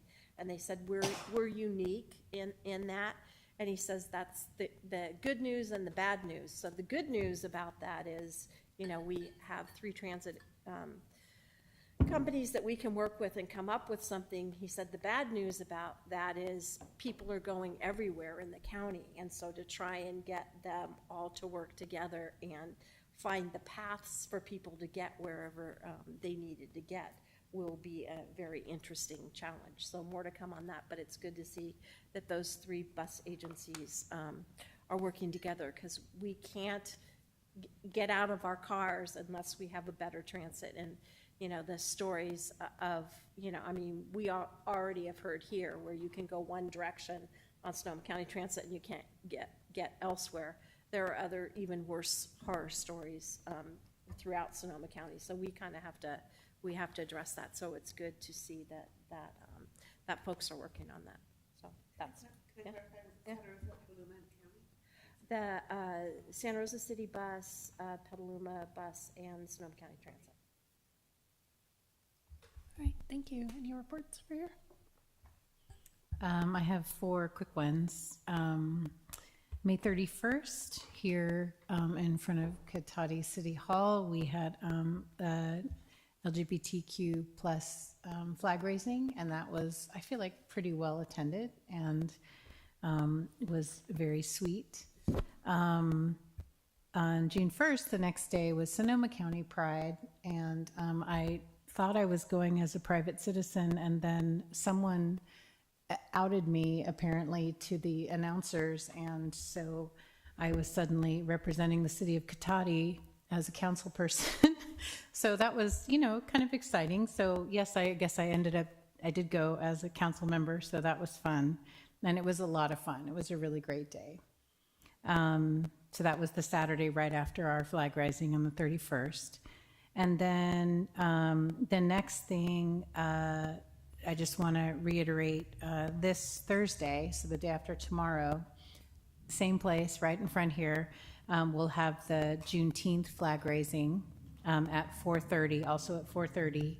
And then June 26th is the first ever Cotati Pride, which is going to be part of the farmers market. So from 4:30 to 7:30 is the farmers market, and my coffee with Kay is going to get preempted by that. So, wear your rainbows and come support Cotati business. It's right down at La Plaza Park. June 26th. So Wednesday, June 26th, when I would have normally had coffee with Kay, come on down there and we'll have our coffee and, wear your rainbows and come celebrate. Nothing to report. I've been out of town since the last meeting. Yes. Jen? One of the things that came up from the MTC gentleman that came, he said that they helped a lot of cities with their housing element. And I have a question. Did MTC help you guys at all? So the process involves MTC from the beginning, and then they did fund through what they call a collaborative. So they hire a consultant to help kind of organize all the jurisdictions. We shared that consultant with the County of Napa and had regular meetings, just ensuring all of our efforts were kind of, if there's opportunities to share resources, those types of things that we knew about it, we had regular discussions. But the ABAG MTC in general is a big part of the setting the RENA process, and we all did participate as a part of RENA. Well, he wasn't talking about participation. He was saying, because people, some of the folks were saying that, you know, they had difficulty getting their housing element together. And he said, oh, well, ABAG MTC will help you with creating your housing element. We have resources available to you, for you to do that. And I wasn't aware that we utilized that. They do also publish a significant amount of technical resources. They have a bench of consultants that cities can hire from, a lot of kind of model ordinances, those types of things. Okay.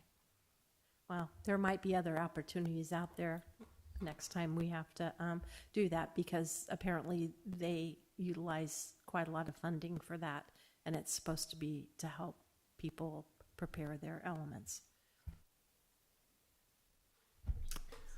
Okay, I had one thing to report, which is on Friday I attended there was a press conference announced, I think on Tuesday. I've received word about it and was invited to go out to Lake Mendocino, and Congressman Jared Huffman was there to give a press conference about the $2 million grant that was awarded to help with the design of the fish diversion.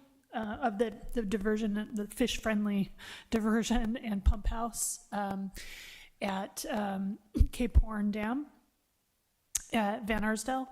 And so it was a really interesting event. We got to go up to the dam and actually see the renderings that they had. I'd seen the renderings before, but seeing them right there on the facility was really helpful to kind of understand where it's all going to go. And it was interesting because the invitation came so late. I think there were only 2 people from the WAC at the press conference. So Congressman Huffman was kind of asking questions to Sonoma Water employees and getting kind of feedback directly from them. So I think it's just important for us cities to stay engaged in that process and make sure our voice isn't kind of lost in the mix. But it was a really great event. Learned a lot, and they had a representative from the Round Valley tribes there too who said a few words, which was really nice. Yeah. That's all I had to report. We're going to do public comment on non-action agenda items, and is it, City Attorney, I have a question for you. Is it permissible to lump together the non-action agenda items public comment and the closed session public comment together, or should I do those separately? You should do them separately. Okay. Yes. Okay, so we'll do public comment on non-action agenda items. Would anyone like to speak about that? Okay, can we go to Zoom? Once again, Mayor Sparks, we have lost our Zoom audience. Okay. Thank you. So now we are going to go to closed session, but before we do that, I will open public comment for the closed session, which is conference with city labor negotiators, and it is the Cotati Police Management Association tonight. Is there anyone in the chambers who would like to speak on that? Yeah, and we still have no Zoom attendees, right? Confirmed. Thank you. Okay, we will close public comment. So we're going to take a brief break and then we'll reconvene for closed session.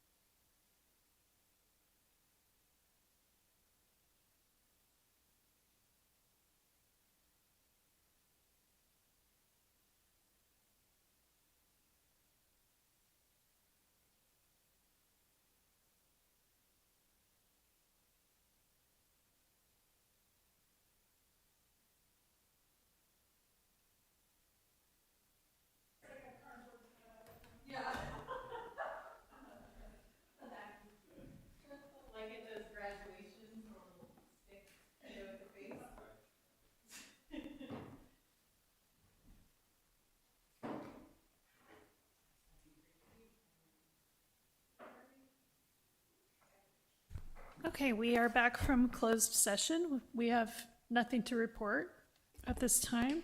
Was there any information received after the agenda was posted?